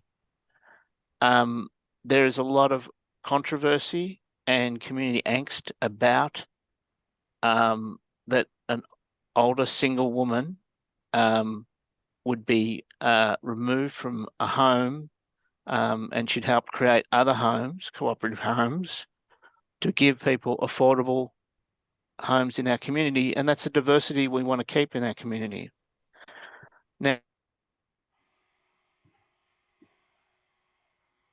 Now on the way, and myself, I've just been involved more recently in the last year. I know the councillors have been involved for 3 years on this issue. So it's critical that we raise this at the state level. It's critical that we give them the detailed information that we know as a community of the missteps that have happened. I will speak, about one issue because it's been where a corporate approach has been applied to a housing situation, which should have remained in VCAT, should have been remained with the ministers responsible for housing. And it's an equivalence, I'll have to say, of a fabrication of rental debt, which this council has mentioned before and documented. As a person who's been a tenant and a landlord and homeowner, it's beyond belief that someone can pay their rent and still go through a disruptive VCAT process. I don't think small landlords can do that. I don't think... Councillor Lawrence, you have 15 seconds. I think big landlords should do examination. This requires examination by the state government and review by the Premier and by the new Housing Minister. There's many things more to it, but it is fundamentally about redressing the injustice that's been done to Louise Good. Thank you, Councillor Lawrence. Councillor Messina, would you like to speak as a seconder? Through you, Councillor Greco, I reserve my right, if I may. Thank you, Councillor Messina. Are there any speakers against this motion? No speakers against the motion. Are there any speakers who would like to speak in relation to the motion? I can't see any hands, so there's no speakers. Councillor Messina, would you like to speak now? I'll keep it brief because I know Councillor Lawrence has been the champion in this area and he's been elevating it for some time. So I want to give kudos to him and congratulate him on his perseverance and determination to elevate it and to continue to elevate it. I want to focus on a different area that combines, and that is that we forget that back in 2020, there was a report that was distributed to show that 405,000, that's 4 years ago, 405,000 women over 45 were homeless. That's 165,000 between 45 and 55, and 240,000 women over 55. They are homeless. Those numbers today will probably be a pittance compared to what those numbers is. That's the pandemic that's coming here, and that's a pandemic we need to address. And I think what we do as a council, we've been elevating, and I know there's some more because we've got our CEO that has elevated that, and then there's some movement happening, and I know there's more coming into the chamber.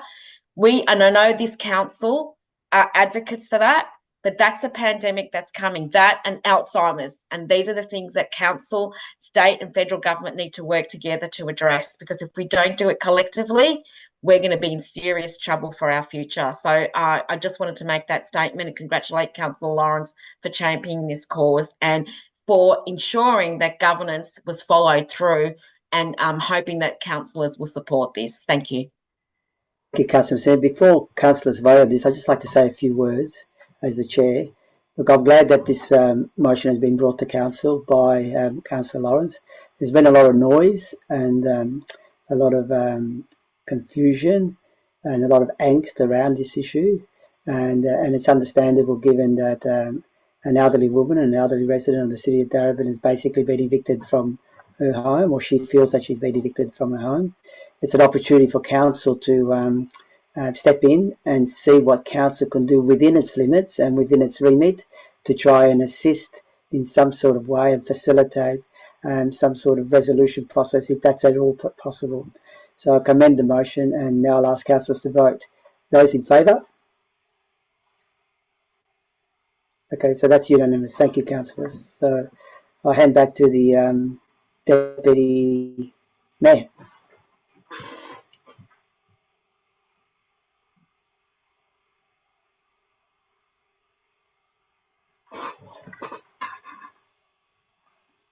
Councillor Lawrence, do you want to put your speaker on? Yeah. Just returning back to the running sheet, I just think we need to bring back the two councillors, and the Mayor can resume the chair. We're doing that now, Deputy Mayor.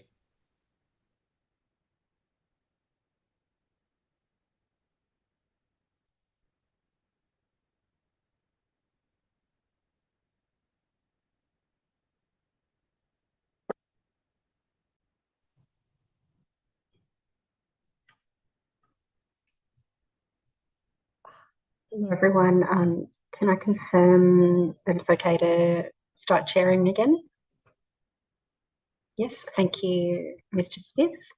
So let me just go back to my running sheet. So now we've dealt with 611. I'll go on to item 7, urgent business. Are there any items of urgent business to consider? Yes, Mayor Newton, I have an item of urgent business. Okay, Councillor Greco, what is your item of urgent business? So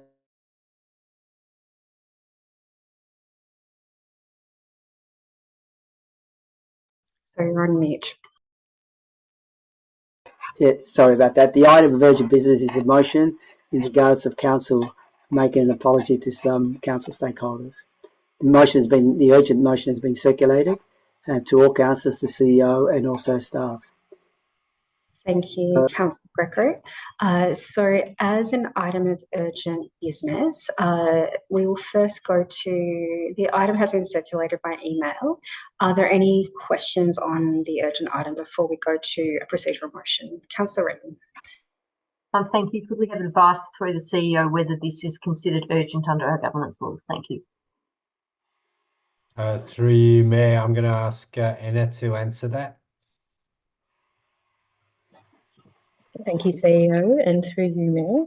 Our advice on this item is that the council would need to satisfy themselves that it passes the urgency test in accordance with 8.13 A to H, and in particular 3B, that it cannot safely be or conveniently be deferred until the next ordinary council meeting. We would need to be guided by councillors' votes on the procedural motion to admit the item on this basis. Thank you, Ms. Piccolo. Are there any further questions on the item of urgent business?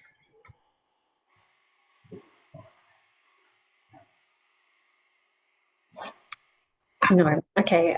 So let me just double check procedure.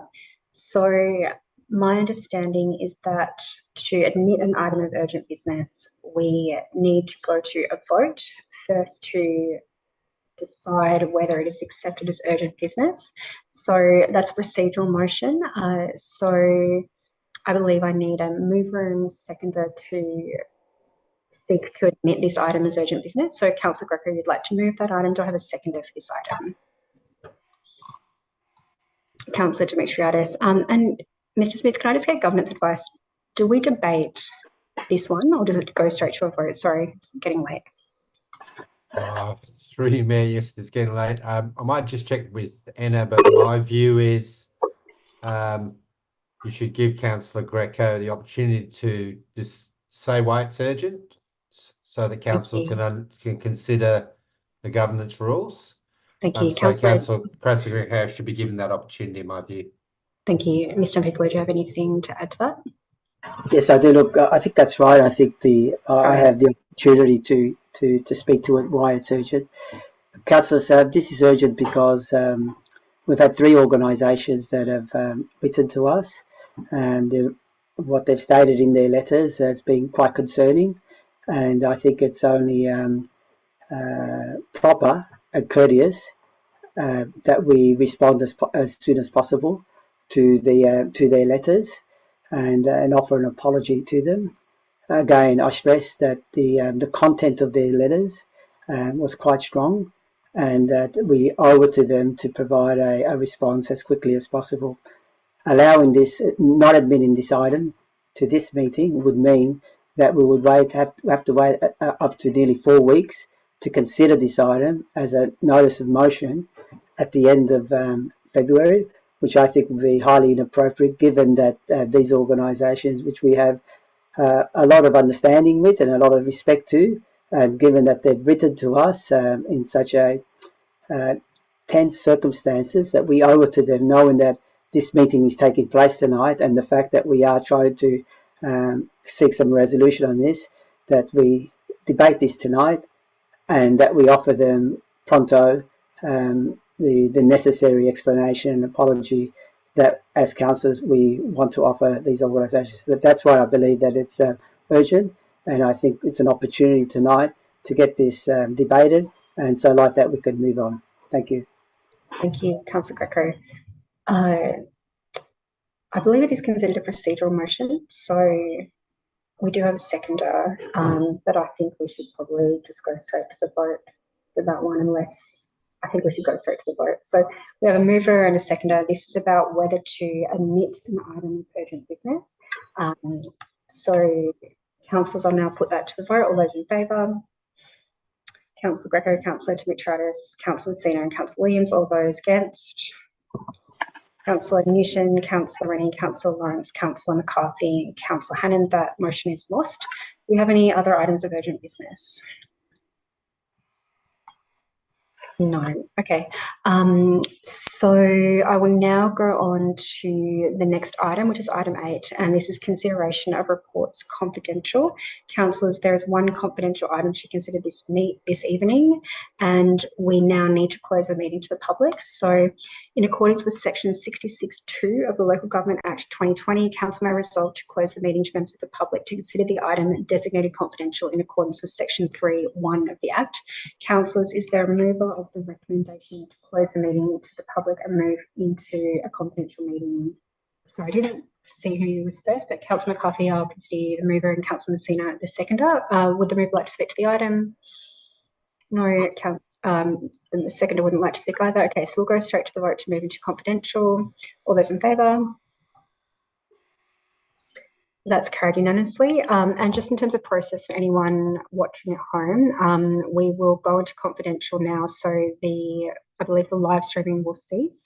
And while technically we do come out of the meeting after that, this is sort of the end of the recording. So just for everyone's information. And let me just check something. Okay, and I will just check about, we are on 9:20 p.m. So I think let's, just before we go into confidential, we might need to extend the meeting for another half an hour just to be safe. So do I have a mover to extend the meeting for 30 minutes? Councillor Lawrence, seconded by Councillor Messina. I'll put that straight to the vote. All those in favour? Thank you. That's carried unanimously. So councillors and audience members, this will be the end of the live streaming, and we will now go into confidential, and we'll wait to confirm that the live streaming has ceased.